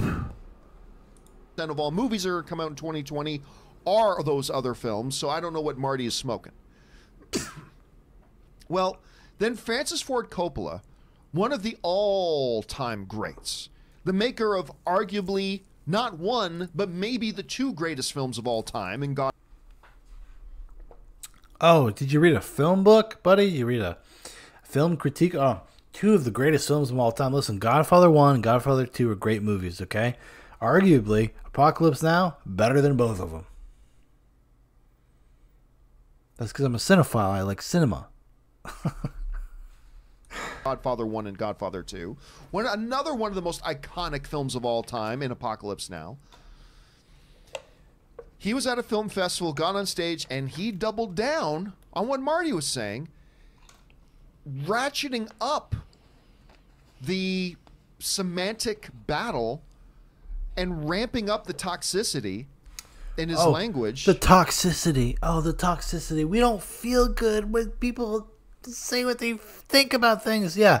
There was this huge fucking uproar about Martin Scorsese calling Marvel movies amusement park rides. His bro, his fellow auteur was just like, yeah, Marty's right. I got my brother's back. And they just can't handle it. They can't handle it. They can't handle when a man has a backup. It's okay for them to bring on 3 or 4 people to a panel to be like, this old fucking boomer, this guy probably smells like cheese. Probably smells like fine Italian cheeses. And he doesn't know what he's talking about. He doesn't know what he's talking about. Fucking coomers, dude. I cannot stand these fucking people. And this is what he said. But they actually have control of the discourse. Kind of what Martin's talking about. Ugh. When Martin Scorsese says that the Marvel pictures are not cinema, he's right. Because we expect to learn something from cinema. We expect to gain some enlightenment, some knowledge, some inspiration. I don't know what anyone gets out of seeing the same movie over and over again. Martin was... Sarah says, we don't ever mention Logan anymore in cinema space. That movie, Marty liked. Yeah, he likes art. Logan is art. Hey, it's one of the better amusement park rides. Like, I got emotional when I saw Logan. I'm not gonna lie. Was kind when he said it's not cinema. He didn't say it's I would also suggest that Logan is 10 notches above anything that has ever been produced by the MCU. Sorry, I would. It is actually trying to speak to the human condition and how we develop relationships and what that means, and having a legend and having, in a meta sense, it just works so well. But anyway, that's a story for another time. That's a story for another day. Despicable, which I just say it is. And that is, of course, coming from Francis Ford Coppola. Salute, brother. There's a couple things I want to say about this. Number one, none of what Francis Ford Coppola has just said, or Martin Scorsese has said, at all shakes the foundations that they are two of the greatest titans ever in the business of filmmaking. They are two of the best that have ever done it, and nothing that they say about Marvel movies or comic movies change any of that. And again, to repeat, because it's important, they are completely entitled to their opinion. Again, though. Now let me lose my fucking mind. There is a difference between having an opinion and then openly, viciously trying to attack the only fucking game in town that's keeping the movie theaters alive today, you jackasses. What a piece of shit. What a fucking gross corporatist piece of shit. And this guy fucking makes excuses for everything Disney does. This is a guy, he's like one of these Disney fucking freaks. Goes to Disney like once a week. Like, look at this face. This man looks like a serial killer. He's like somebody that would be a villain on a season of Dexter. You know what I mean? There's a difference between saying, that's not for me. Like, quite often, guys, anime will come up, right? Yeah. And I'll say, you know what? It's not, anime is just not really for me. Yeah. And that does not make me hate you. And oddly enough... It should make you hate him, though. Because anime is cool. There's a lot of cool anime. Oh, look. This fucking joker over here, he's got an Evangelion t-shirt on. That's nerve. That's nerve, normies. That's why they cut to this. Well produced little show you got here in your bedroom, buddy. Me, I have a beautiful office that was built by my wife. When your wife builds you a beautiful office, John Campea, and you're not in some stupid bedroom with all your Funko Pops, you come talk to me. You come talk to me. That doesn't make you hate me. It's just, hey, you know what? It's just not for me. A lot of people love it. Not for me. You want to talk about the Star Wars prequels? Okay, I hate those things, but I celebrate if other people like them. That's great if other people like them. They're not for me. They don't work. If you ask me, I'll say I think they're terrible, but a lot of people love them, and that's great. What has saddened me a lot when looking at this situation of Scorsese and then the escalation of Scorsese and now even the escalation more by Ford Coppola. What saddens me a lot is the complete lack of class. Lack of class? The complete lack of class. These infinite... Talking about fucking dumb popcorn movies? Do you even know who you're talking about? The lack of class? Like, even if you were to disagree with them, even if you fucking completely disagreed with them, you have to respect why they feel that way. Lack of class. Look at this fucking guy and his cum face. His dumb cum face. And his stupid Funko Pop. Still in the boxes, by the way. Even worse. Even worse. Not good. Definitely classy men are exhibiting. Rob, I've said for a long time... Rob, will you kiss me? I have a fundamental problem, particularly when it comes to movies. I'm sure you do. When filmmakers... I just don't believe this should happen. Filmmakers, which is a astronomically difficult thing to do and to be. When filmmakers, unprovoked, start attacking and shit-talking the work of other creators. They were probably asked about it first and then had to, like, qualify their statements because you guys were like, qualify your statements. I just think that is absolutely classless. Let the fans talk about what they like and don't like. Let the film critics talk about what they like and don't like. As a filmmaker yourself, it's not your place, and you're allowed to say, that movie's not for me, but have some class. Say, hey, look, Marty had some statements. This is what I wish Coppola would have said. Look, Marty had his statements. I support him. And, it's just, I know these films are very popular, and I know there are a lot of people who really love them, but they're not for me. I wish he had just bent the knee and just said what I wanted him to say and not denigrate the beautiful Marvel films. How dare he? Have some class. I've never appreciated filmmaking. Now, some people will say... Imagine calling Martin Scorsese and Francis Ford Coppola classless. I mean, maybe you got an argument with Francis Ford Coppola. The guy seems a little bit like a sweaty Italian pig. It is. It's okay. I'm part Italian. I can say things like that. But I'm getting the best freeze frames of a Campea. Look at it.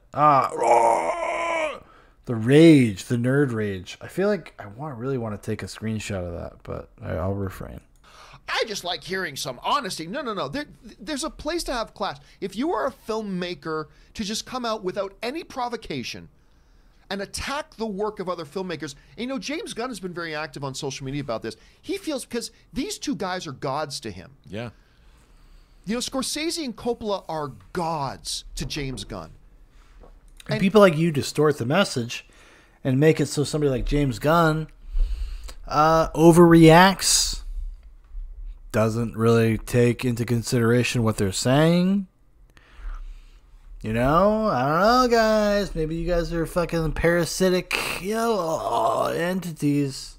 And he's had to sit there, a guy who has never done anything but revere these guys, praise these guys, idolize these guys, and have these guys, for no reason, it's fine if they don't like his film, that's one thing, for no reason to vilify and demonize, to the point calling them despicable, attacking, undermining, berating, and delegitimize his work has been very hurtful. Oh, very hurtful. And I get that. Imagine being like this. Imagine fucking being like this. Oh my God. I'm way more angry than I thought I'd be. Now, again, there are going to be some misguided people that try to fly to Scorsese's and Coppola, Forever Greatness is their names, but who will try to fly to their defense saying they're just expressing their opinion. No, if you're not an idiot, you know there's a difference between just expressing an opinion and going on a warpath attack stance. Say three things. You're on the warpath, buddy. You're on the warpath. Three things have been said. The warpath? Like, what a fucking moron. What a fucking joke. Oh my God. Like, Scorsese makes a statement. Fucking internet freaks out. The world collapses. He has to make a follow-up statement. World collapses. John Campea freaking out. Robert Meyer Burnett freaking out. Coppola says something in defense of Marty. Like, it's not like they're not. This is not a warpath guy. This is goading. They're being asked to talk about this because of people like you. If you had just taken him at his word when he first made his original comments, we wouldn't be here. This wouldn't have happened in October of 2019. This has become a campaign. And this has become classless. A campaign. Like it's fucking what's the word? Like it's organized. Like it's organized. Like what a fucking jackass. Oh, what a gross fuck. In my point of view. And again, I'm not saying a Scorsese or DiCaprio needs to like these movies. Not at all. There are a lot of people who don't like comic book movies. There are people who don't like the Godfather movies. There are people who don't like Star Wars movies. That's fine. But this thing of a revered filmmaker, unprovoked, to come out and delegitimize and undermine the work of other creators who have never done anything to him. Maybe they so did. Viciously. Maybe they did. And by the way, very tone deafly, because I want to bring up something that Coppola said here. Listen, you're trying to get Twixt into theaters, trying to get people this 3D experience of Twixt. They're like, sorry, we got to play Iron Man 2 again. Sorry, Coppola. Iron Man 2's got to play again. He's got to play 6 times, 7 times in this one screen. We don't have room for Twixt. I don't care if Val Kilmer is in it when he was in the middle of losing weight but hadn't quite lost it yet. I don't care. He said, because we learned something from cinema. We expect to gain something, some enlightenment. Tell me what enlightenment I got from Captain EO. Anyway, some enlightenment, some knowledge, some inspiration. I don't know when anybody gets out of these. I'll tell you what people get out of them, Francis. There are a lot of people who get a lot of inspiration out of these movies. There are a lot of people who have their imagination sparked and brought to life by these movies. An indictment of society, John is going into. That's an indictment of our culture. An indictment. Fucking disgusting. Pig fucks. There are a lot of people who gain different points of view on the world they live in because of these movies, and that's totally fine if you don't, but fuck you if you think nobody else does and nobody else should. Wow, look how angry he is. I mean, I'm joking around, we're having fun, but this guy is upset because Coppola's comments have attacked his identity as the Coomer. What is John Campea without the Coom? He's nothing. He's no one. And you will not take his coom from him. You will not take his fucking coom from him. With all due respect. I like the breathing. Again, there are going to be people who misguidedly It's try like, to listen, say... all this guy has all this money, all this equipment, and he sounds like he's on fucking Zoobox. Fucking get a producer, Coomer. Hey, relax. They're just expressing their opinions. No. This is a different thing. This is a different level. This is a mounted, coordinated attack on something that is keeping the industry alive just because it's not their kind of movies. And there is nothing wrong with them just saying, hey, these movies ain't for us. I don't personally enjoy them. Nothing wrong with that. And that's why I defended Scorsese when he made his first comment. But... it's just he's like uncomfortable. He's about to. He's coming. He's like, oh, because these are guys we revere. I've got to adjust. I just let them have it. I've just let them have it so fucking hard. This fucking dipshit. And I always will, and none of that changes. These are the guys we all respect. We got The Irishman coming out, which we're all excited to see. Everybody's excited to see. But to act with such lack of class is disheartening, and it reeks of old man yelling at cloud. If you guys have seen that Simpsons meme, it reeks of even though it hasn't, this business has not left Martin Scorsese behind. But it reeks of a couple of guys who feel like the business has left them behind. It's just sad. And if this was too pathetic, Jonathan. Nobody's saying this crap, who cares? But they're titans, Rob. Anyway, I've gone on enough about that. Your thoughts on the escalation? Let's hear you fat fuck. Your stupid fucking Evangelion shirt that I wish I owned. That just brought to the table here by Francis Ford Coppola. Well, I did my whole show observations on this yesterday, and one of the things that I find strange about this is both Coppola and Scorsese began in genre cinema. They began doing grindhouse. In Coppola's case, he did literally sex films, and I don't understand. Take the first Iron Man. Was there movies were they dominating the landscape? Were they in the zeitgeist? Were they in every theater on every screen, sucking up all the air? No. Also, nobody talks shit about genre. It's not genre that's the problem. Guys, give me a goddamn headache. They just they take these comments and they see whatever the fuck they want to see in them. Look at this guy. Look at this salty bitch. He's coolin'. He's coolin'. Just look at the first Iron Man. The first Iron Man is a fairly intimate story about a man coming to... A fairly intimate story. About a man coming to terms with the fact that he is he's got a heart of gold, but now it's a heart of Iron Man. You know the tale. Grips with what he's been doing in the world and realizing he's been doing something wrong. And he undergoes a transformation, a change of heart, which is a classical story. I mean, whether you want to say it's part of the MCU or not, it's about a man who was dealing arms, living high on the hog. He didn't really think about what he was doing and the ramifications of... It's about how it explores those themes. It's not enough to have the themes there. You can have these things, but it's all window dressing for the spectacle, for the bullshit. And nobody is asked to pay attention or dislike him at any point, to question how you feel about that character. That's not the goal. This is projection. This is a man, this is a grown-ass man projecting onto what is tantamount to a children's film. Whether you like it or not, I'm just saying. Like, it's just... What the film demands of you is not to be like that introspective or to think about it in that way. It doesn't. It doesn't. And you're not going to tell me any differently. Because I'm always right. You heard it here first, folks. I'm always fucking right. What was happening in the world because of what he was doing.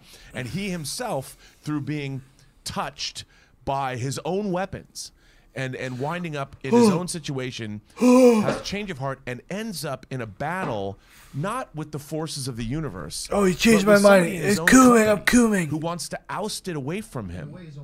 And his own family. And it's a very intimate story. Yes, he makes himself the Iron Man suit. And yes, he fights Jeff Bridges as Ironmonger. But really, it's really about the battle of a man and his own soul. The film does not communicate a lot of this. I mean, this is like, and this is also very broad. I'm just saying. Just saying. Against a family member. And that's a pretty intimate story. And regardless of how you look at things, that's a legit story to tell. You could have told that story super legit guy in many other different venues as well, but they chose to make it the cornerstone, literally the foundational block of the MCU. They chose it to make the cornerstone. It's because that's all they had, Coomer, and you know this. That's a legit movie, no matter how you're looking at it, no matter where you're coming from, whether you like genre films, whether you like superhero movies at all. And these are guys that haven't even watched these movies. We know from Ryan Coogler that he talks about when Coppola did see Black Panther. So he did see Black Panther. But for them to attack these films, it seems like, I feel like I'm watching like the PMRC, like Tipper Gore back in the 80s, complaining about what heavy metal music was doing to the minds of America. And I'm like, babe. Maybe Tipper Gore wasn't wrong. You really about that, Burnett? You have never sat down. You've never listened to like Ronnie James Dio. You never played a Quiet Riot record. You did not listen to Poison's Look What the Cat Dragged In. You don't know what you're talking about. And unless you're a headbanger yourself, you are not qualified to discuss what's going on. Yeah, because these are the same things, guys. These are just like out of touch politicians in the '80s trying to censor music or whatever. That's exactly just pure analogy. Just pure analogy. It's not like these guys are filmmakers and storytellers. Like, they don't know what the fuck they're talking about. They could never. I mean, like, did you not see 15 of these? How can you have a qualified opinion if you haven't seen 15 of them? They understand that it's a fucking corporate product. It's they're cogs in the machine. Look at him, look how fucking he's so stoked.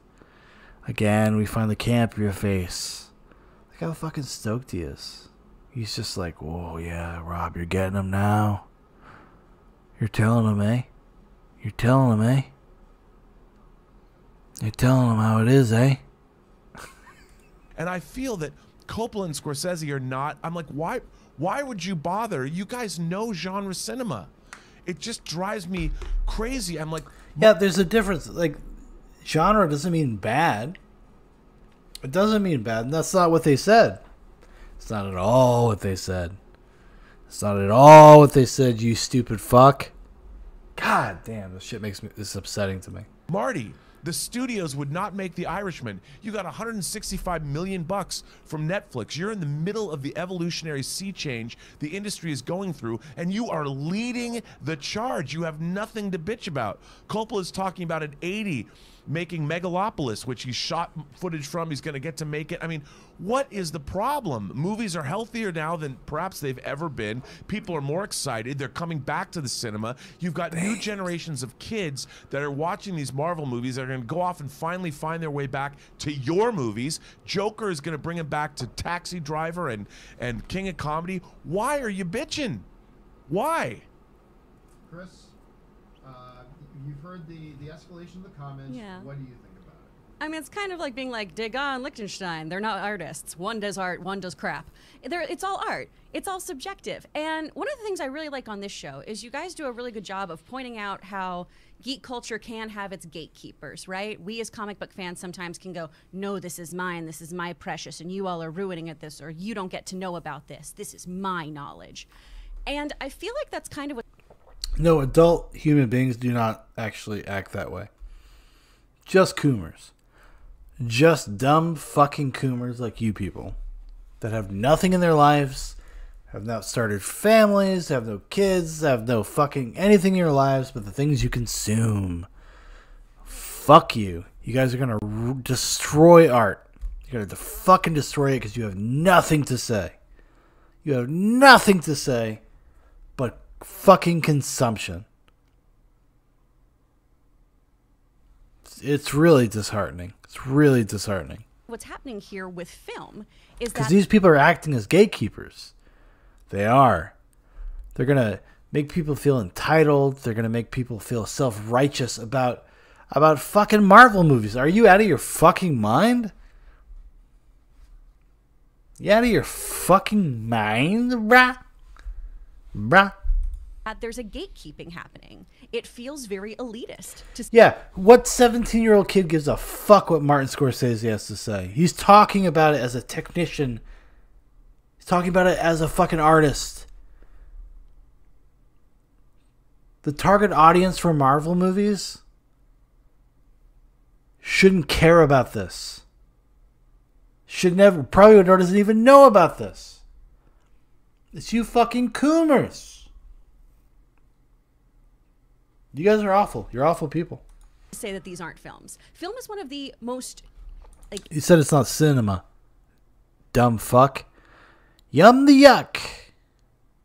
Yuck the yum. Yuck the yummers. Shut the fuck up.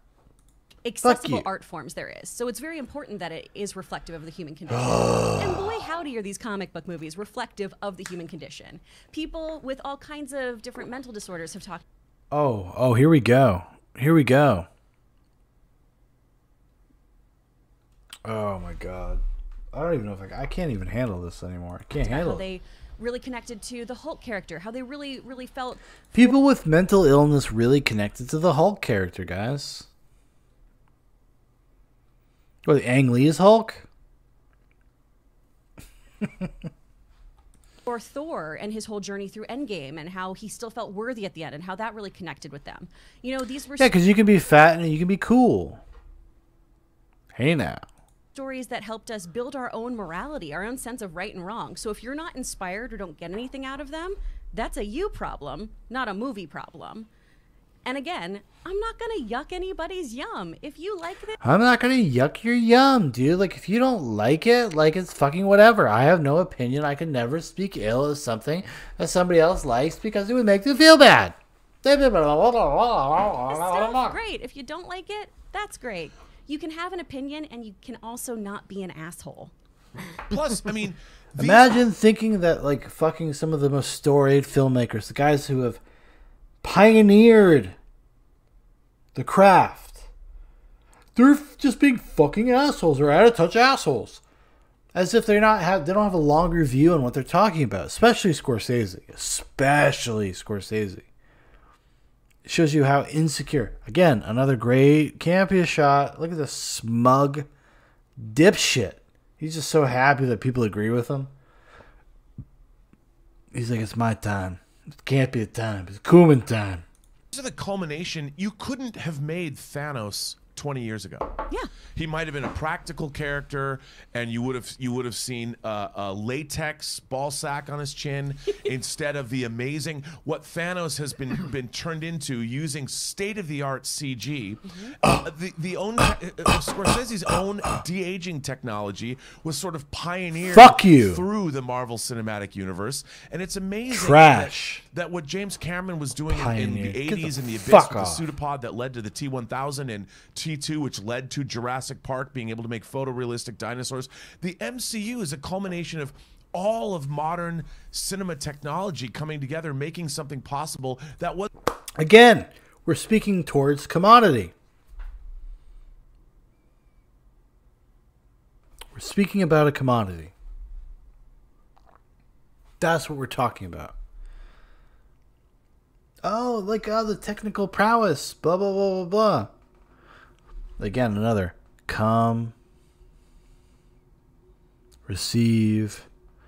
Oh, he's coming too. He's got his little joy, his little prize, little piece of it. Wasn't even possible 25 years ago, and it's really interesting. I consider myself a very astute film fan. I love Coppola's work. He's a god to me. Of course. These movies, which I would have loved to have seen as a kid in the 70s, could not have existed until now. And as a middle-aged man with one foot in the grave, I am much richer than I can watch Infinity War and Endgame today than ever before.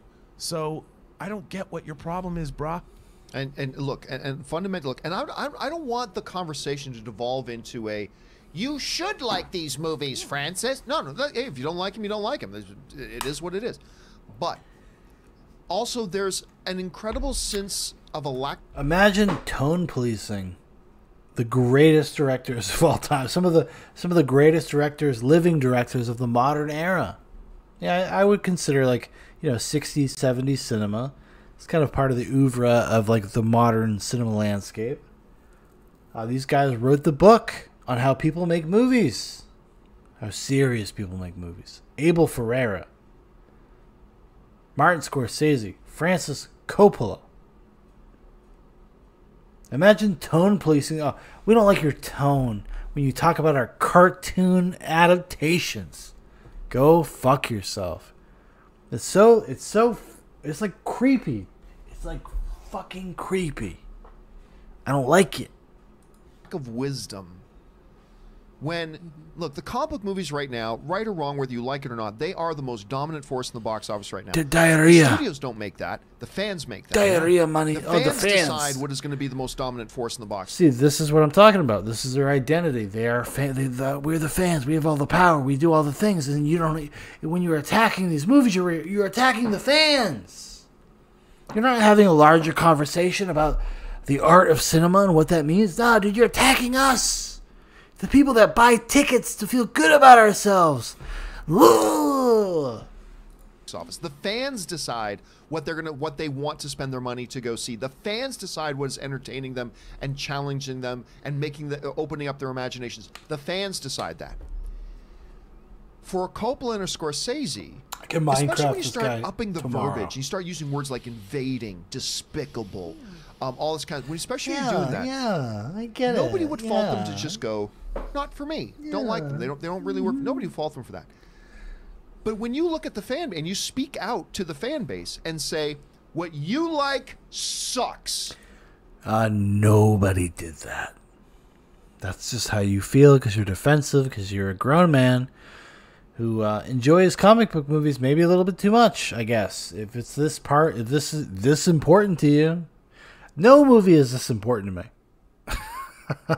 Well, I take that back. There's probably a few that I would get like actually viscerally angry about. Like somebody like talking shit about. I'm like, whoa, what are you talking about? I'm like, you're just a dummy. You're just a dummy. You don't respect Citizen Kane. You don't gotta like it, but you should respect it. You know? You don't like RoboCop? Well, that's okay, but you should respect it. You should respect it. You don't like The Thing? John Carpenter's The Thing? You don't like The Thing? That's fine, but respect it. Respect it. Put the respect on that. The movies you're supporting, they're despicable. They're unwelcome invaders. They're demons in my life. It's an unwise thing to do. Again, say it for the 5th time. I'm not saying they have to like them, and you can even say, I don't like them. They don't work for me. Well, I didn't have any problem with the first statement, but there's a lack of class. There's a lack of wisdom. There's a very myopic sort of, there's a little bit of navel gazing going on here, I feel like. And it is what it is. And look, we comic book movie fans can accurately and fairly be criticized about, don't talk about our precious comic book movies in a bad way. We can be that way. But I really do feel like this is a situation where you are being that way. That is exactly what you're doing, Campea. You fucking coomer. No, this really is a mounted attack on these things, and it's not good for them. A mounted attack, like it's like they coordinated. Like, hey, like Marty called Coppola, yo, Francis, need you to do something for the family, huh? Need you to do something for the family. I think you gotta talk shit about these Marvel movies. I'm getting a lot of heat out there. I'm getting a lot of heat. Just saying, my friend. I've been there for you.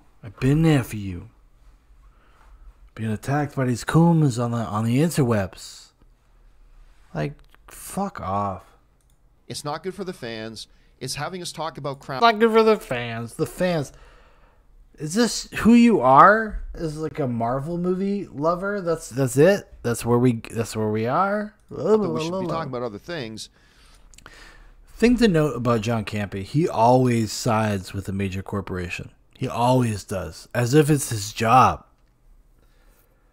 Gina Carano gets ousted from Lucasfilm, right?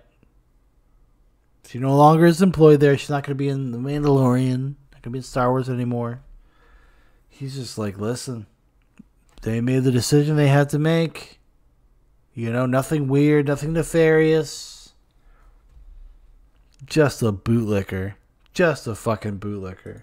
But I just hope somebody gets in their ear and says, guys, you're just making yourselves look stupid, which is beneath you. Please stop.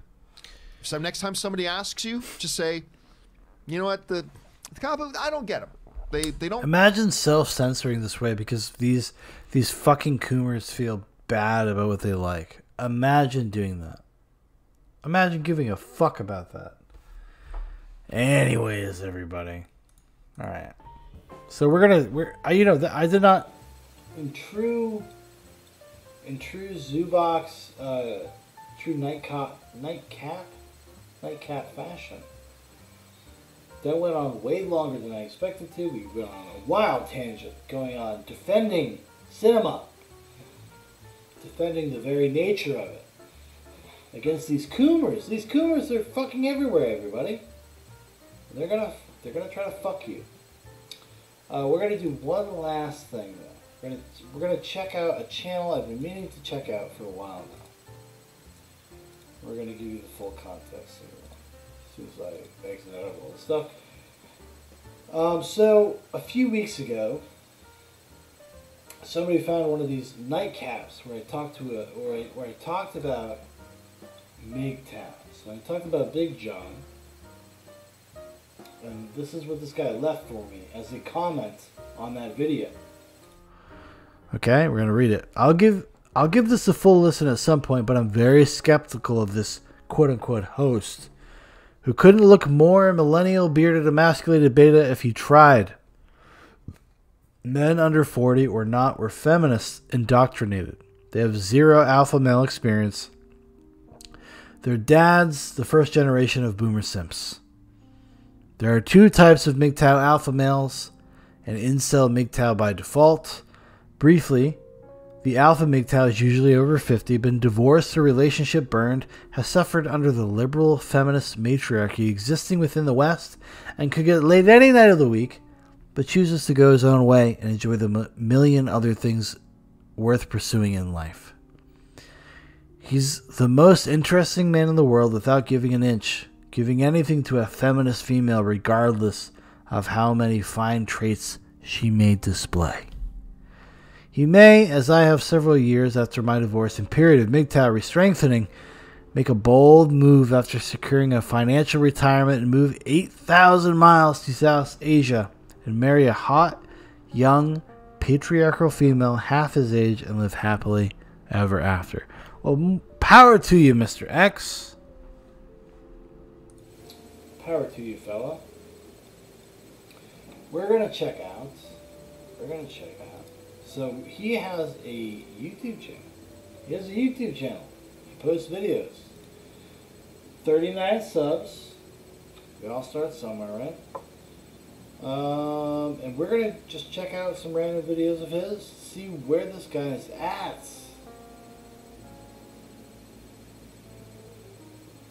Looks like he's deleted videos, honestly. I think he's deleted a few. But we're still gonna check him out. We're gonna see what this man has on offer. Most of it's just travel-log stuff, it seems like. I think he's in Vietnam. Oh, here's one. July 28th, 2019. I want to hear this guy talk. I want to hear his perspective. Why he feels the way he does about me. Now, if you know me, if you know my life, if you're a fan of Zubox, you know that a beta with a beta beard. Jigga, please. Alright, here we go. Oh, look at that. The face of an angel. How could I ever disrespect this? I don't know if it gets more traditional than wearing this around my skull, but when I'm just testing it out, because when I go to the Han Market later this morning, it's going to be hot. I'm sweating all the time, morning, noon, and night, because of the humidity. So this must be when he moved there. So he moves there to find his lady fair, to reach out, to understand, to learn something different, to find a new way. These feminist, matriarchal women have destroyed his life in some capacity. He needs to move to Vietnam. Gotta get away from them. And it sucks. So, I took, this is a shirt sleeve. Let's just leave it at that. And then when I wrap it around my head, it's cotton, so it should help with the sweating. And the weird thing about it is, it's got Vietnam written all over it. And no, I gotta say, this guy seems like a pathetic simp. Leaving a comment on my channel, on my videos, about me being a typical beta millennial bearded whatever. You look like a simp, brother. You look like a fucking simp, Mr. X. Like, this is a joke. You look like a child. You have no agency in your life. You were so weak and out of control, you had to move to Vietnam to find any type of solace. What the fuck are you doing? What are you doing, brother? You come at me, you come at the king, buddy. Come at the king. King Coomer. And so there's that additional benefit. But I intend to wear this when I go. Like, his audio quality is so low, I can barely let you guys hear it. He's such a soft-spoken simp. Such a soft-spoken beta. Look at this fucking nerd. He doesn't project the alpha qualities of the Zoobox hosts. Oh my goodness. How could he ever dream to? How could he ever dream to? With my friend Nye to the my friend this morning. It's 2 a.m. here now, but whatever. My sleep cycle is all over the place, but I am getting plenty of rest, so that's all good. I wanted to explain that yesterday we went to the Vincom Mall Plaza, and that was just, it was bullshit. I did pick up some things there, but like, to give you a quick example, excuse me, the Nike and Adidas sneakers, just, they had all the latest brands. You know, some of those shoes are just ridiculously, they look like pieces of art. They're just so sharp. But anywhere from $70 to, say, $110, $120 a pair. Well, screw that. And I was a little offended, honestly, in regards to the local Vietnamese people understanding, you know, what their general annual incomes are, and for these two brands to be trying to stuff their normal prices down the Vietnamese people's throats here in the country is just garbage. Excuse me. So anyhow, a man of the people. He's come here to come. He's come here to find a coomer, to allow him to coom. And he's offended about shoe prices. Oh, what a man of the people here. What a dignified individual in his dumb fucking do-rag. Oh, I'm going to be hot. I'm going to be sweaty. My dumb, low testosterone, bald head ain't going to save me. And I got to put a t-shirt on my head. Imagine coming at me, the king. The alpha. Full head of beautiful hair, by the way. Just pleasured my wife moments before coming on the stream. I don't need to go to Vietnam. I just gotta go to my bedroom, buddy. I'm liquid, too. You don't even fucking know. I hope you see this, Mr. X. I hope you stumble upon this. I hope you subscribed to Zoobox. I hope you fucking see this. You greedy little simp. I sent you guys the links, my brothers, Daryl and Thomas. I sent you guys the links to the Han Market where I can get Nike dry fit shirts. I can get Nike dry fit shorts. Oh, good for you, buddy. Just a guy living his life. $5 each. I want to read a book while you're talking. For probably $8, like without any problems at all.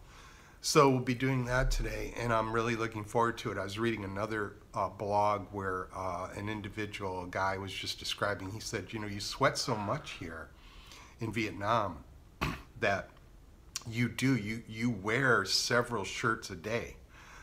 Just, you know, if you're going out and about and doing things, you know, you do change. That's because you're a beta, dude. Like, if you were a man, if you were an alpha, you'd be wearing that stank. You'd be wearing that stank, trying to attract the pheromones, buddy. I used to be in a band. And I used to sweat like a pig. I looked like I jumped in a pool at the end of a show. Do a 60-minute block? Oh, my goodness. Looked like I jumped in a pool. Sometimes, though, I wouldn't shower. I wouldn't clean myself. I'd go to the clubs after the show. They wanted it. They liked it. Okay? A dumb beta wouldn't know that. Because a beta's never experienced that. He's just like, oh, I got some dirt on me. I got to shower. I got to shower. I got some dirt on me. Nah, dude. See, that's because you have no fucking experience other than just the sad life you've led, Mr. X. Sadness in this face. Patheticness in this face. A cooler face. Clothing a lot because you sweat so much in the clothing that you have. Yeah. And I think that's maybe why the little laundry businesses here do so well. And that's another thing I have to discover, which is where I can just bundle up all my crap clothes and then take it to, you know, the laundry and have them wash and press and fold, you know, very awesome in a way, the clothing, and, you know, for $2, you know, for the entire lot. And I have to discover that still. So after the we went to the Vincom Plaza. Nai took me to a Vietnamese restaurant for some authentic Vietnamese food. Authentic Vietnamese food in Vietnam? You don't say, sir. Tip of the hat to you, brother. What a fucking moron. Some authentic Vietnamese. You're in Vietnam. What else would you call it? What else would you call it? Oh, yeah, we went and got some Burger King. I gotta stay normal. I gotta stay right with how I feel about the world. Shut up, Coomer. And some beers. And what I like about the Vietnamese restaurants is many of them are situated, they're open air, and then you kind of sit inside. And the one we went to had fans, and it was just, I was entirely comfortable there. We had a beef noodle dish that we shared. It came in one large plate with two small bowls, and then we just, you know, shared that. Nai kept filling up my bowl with food and kept filling my glass with beer. And of course, the glasses are small, and they bring a bucket of ice with these huge round chunks of ice cube that you put in the glass to cool the beer off. It was friggin' awesome. And the beef noodles. And is this a Massachusetts man? He said friggin' awesome. Now that is a very northeastern, dare I say New England, turn of phrase. The sadness continues. It was just so amazing. The noodles were crazy good. Just so, what a treat to yesterday to experience my first authentic Vietnamese dish. More to come for sure. And then, you know, what was quite amazing is that Nai insisted on paying for the meal and the beers, and I could not get him to let me do that. And I thought that would be my obligation based on the fact that, you know, he took me shopping, and quid pro quo, I would pay for the meal. Nope. So the warmth, generosity of the Vietnamese people in regards to this individual, Nai, is just amazing. We had good conversation, even though he's only been speaking English and learning it for a couple months. And using Google Translate, we were able to talk about several things.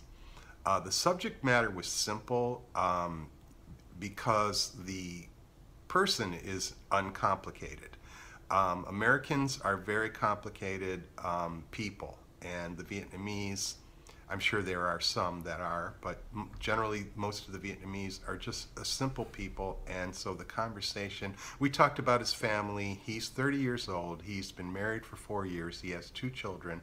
A son who is 3 and a daughter who is 1, and just fantastic. Showed me. Yeah, he's an alpha, not like you, who had to escape to Vietnam to find a woman. All right, everybody. Well, you know what we're gonna do? We're gonna look for another video. I'm bored with this one. I'm bored with this bitch. This guy comes to Zoobox, comes to the King, comes to Nightcap. Talking this goddamn nonsense. So this is we're gonna go to July 28th, 2019. He's gonna show us some ducks, I think. What's more alpha than showing the world some ducks? Imagine being this little boy. Imagine being this little boy, this little tasty fella. Imagine it.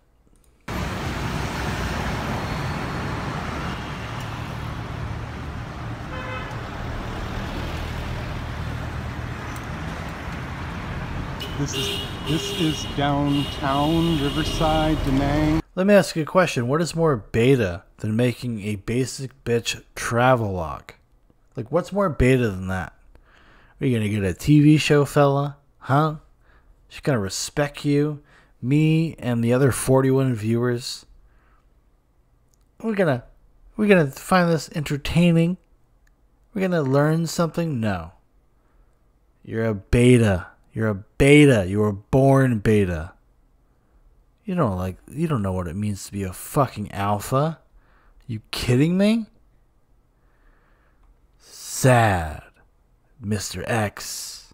What I was talking about in the email the other day, this is where all the stores and shops That's are. my ape shit. This that you're looking at right That's here. my ape shit for you, Showtime Mr. Market. X. So my second stop here. Today I got another pair of sneakers. Oh! A white Adidas hat, and then like a what you would say call a Indiana Jones hat, because you need that sun protection. And if you look down here and walk down here, you can walk down to the river, which I'm going to do in a minute. But I'll just walk with my phone a block or two. I'm disliking all of these videos, by the way. Now these gold and jewelry shops. Hold on. Let's leave them a comment. Should we leave them a comment, everybody? Let's leave a comment. Beta content. Oh wait, hold on. We're gonna do this right. We're gonna do this for beta content. Martin Scorsese.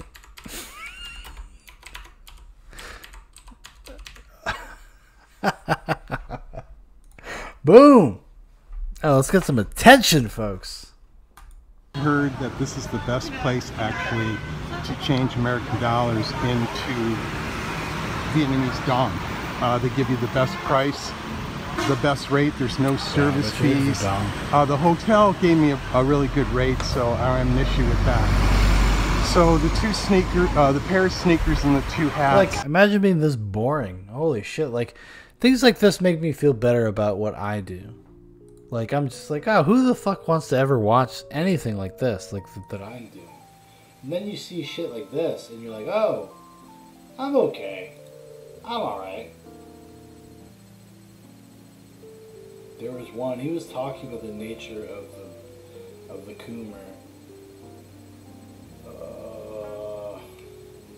He's been,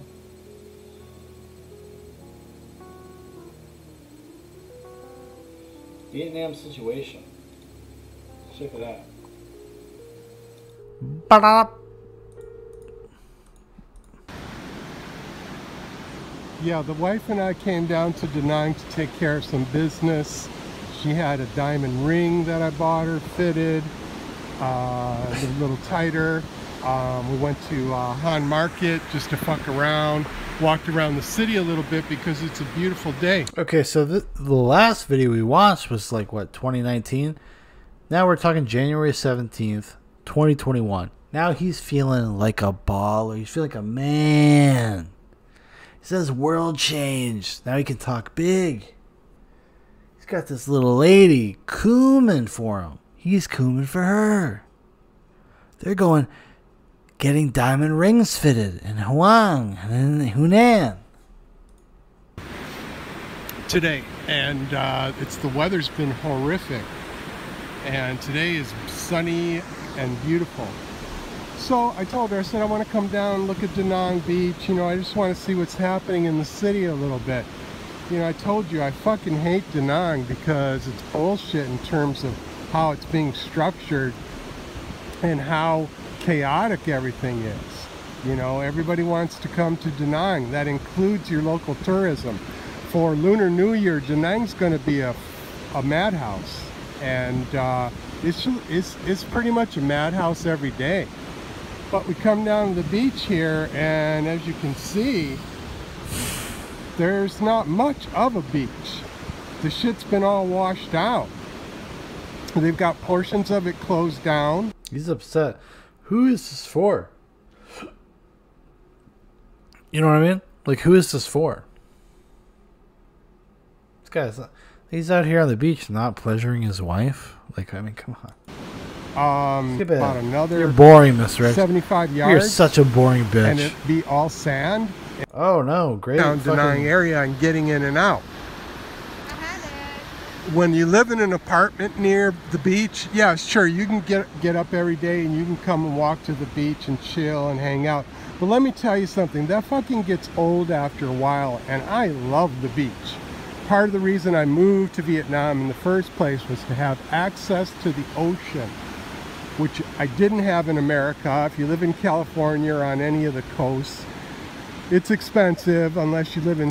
Yeah, this is some Midwestern nitwit. Not that all people from the Midwest are nitwits, but this guy's like a dumb fuck, like a dummy. Like a fucking what a beta. Oh my god. You can hear it in his voice. You can barely even get out a fucking sentence without like it's disgusting, in my opinion. Some shit town in Florida, you know, like a hillbilly, then you can get to the beach. But try getting a house somewhere in California that's near the beach or on the east side, east coast of America. Where I'm from in North Dakota, we don't have beaches. That's too expensive to live on the coast like those city people. Anyways, I moved to Vietnam so I could coom as hard as I could, and I could find somebody that wanted to let me buy them diamond rings because I have disposable income. Digress. Denying is not... Your wife is a prostitute, my friend. Do not come around the zoo box and claim that other people are betas when your wife is a prostitute. Not a bowl of cherries, and with all the massive development and everything that's going on in this city, it's just like the Grinch that stole Christmas used to say. All the noise, noise, noise, noise, noise. That's what denying is. You get an apartment here, I don't care if you get a luxury apartment or you... That would make you the Grinch, you dumb fuck. That would make you the Grinch in that story. That's what that would make you. If you're quoting the Grinch. You're the Grinch. And nobody likes you. Get a $100 a month apartment. It's a shit show of karaoke, traffic, noise, chaos. He can't even fucking speak, this man. This man can't even speak. Karaoke. Karaoke. Who the fuck are you, dude? Take some diction classes. And I say this is a man with a lisp. I'm a man with a lisp. You are the beta. Zoobox is king. And will always be the king. Your king. And on and on and on. It's crazy. It's not New York. It's not Ho Chi Minh. It's not Hanoi. But it's number 3 in terms of just absolute insanity. Too many fucking dipshit, idiot, expat, Western foreigners also live in Danang. They're afraid to venture out. They're afraid to live anywhere else. I'm so glad that I settled in Hoi An, where it's rural, it's a farming community, it's got beautiful UNESCO World Heritage Site in the old Hoi An town. I do have access to the beach from Hoi An. I wonder what he does there. Do you think he's part of like the beautiful farming community? Do you think he contributes anything to the fucking culture that he lives in? Do you think he does any of that? Probably not. Probably not. He's like a tourist. He's like, it's like a fucking, they're like museum pieces to him. It's a fascination of the people out there fucking picking rice patties, and he's just like, what a beautiful countryside. What a beautiful countryside. And it's 20 minutes away. But Danang, you couldn't pay me to live here, and I mean that with all sincerity. It's just getting crazier by the minute. with the amount of development and the plans that they have here. If you look at any denying news site, like Why denying news. Fuck would I want to watch this, you boring bitch. You boring coon. Oh my god. We're gonna look at one more video from this guy. We're gonna find something. We're gonna find something that is fucking entertaining on some level.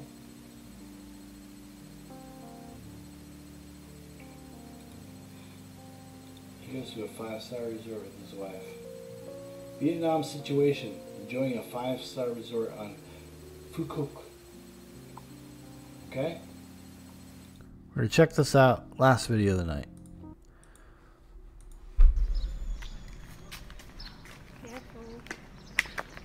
Or is she telling you to be careful, old man? Don't watch those steps. Watch those steps, Papa.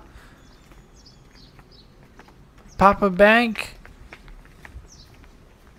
Yeah. Daddy Warbucks.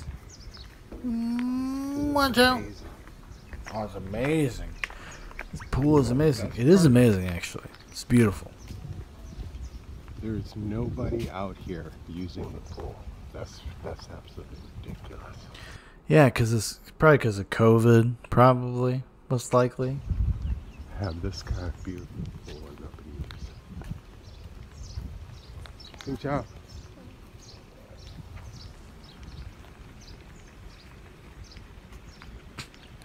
This is like a serial killer footage. I mean, come on. Jesus, guy. I do not care about snacks.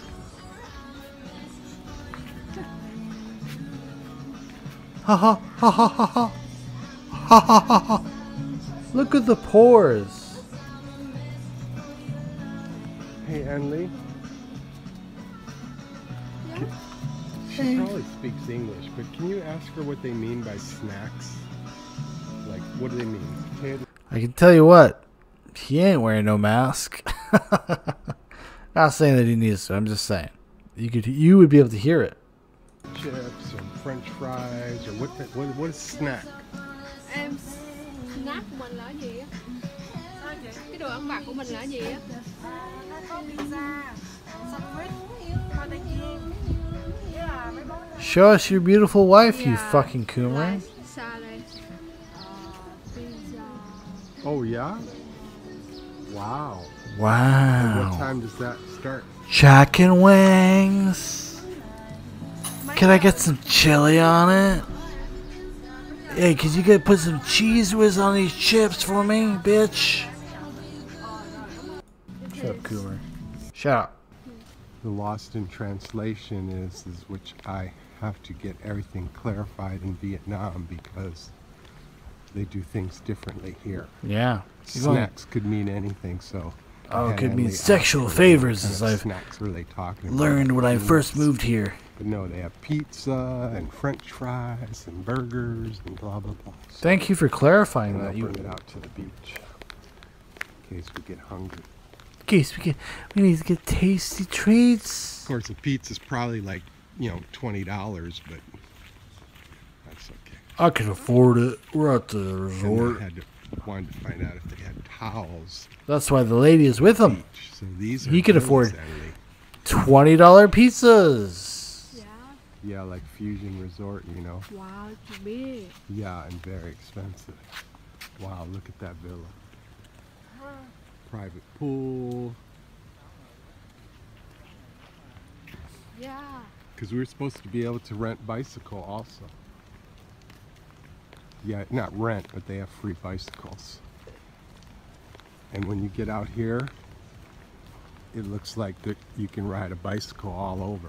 Oh, the ball already there. No, you don't have people there. You have one, and this is you have one Vietnamese woman that is out here taking photos. I just got done telling Aunt Lee all these Vietnamese women, they'll put on a bathing suit or some kind of fashion, come out here, take photos for 30 minutes and then run back to the room because they're afraid of the sun. Yeah. Yeah, they don't want to get... Yeah. Is this JF? This is JF and his wife. You'll get it if you get it.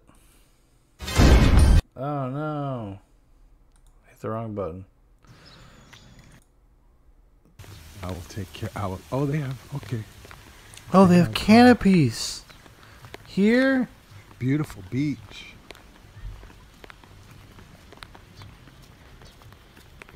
Oh, beautiful beach. Beautiful fucking This is beach, our first bitch. look at the beach. We got here yesterday. Oh, he's coming, dude. He's coming. Come on, come on. Hold on, what's she doing over here? What's she up to? What's You know- she up to? Come off the beach. Oh, you come off the beach, and you come here and you Yeah, let's fucking. go. We'll go get a towel. No, not broken. Yeah, but you just like, like very fast. No, you have to do it that way. Come on, come on. He thinks his wife is stupid. But she's so cute.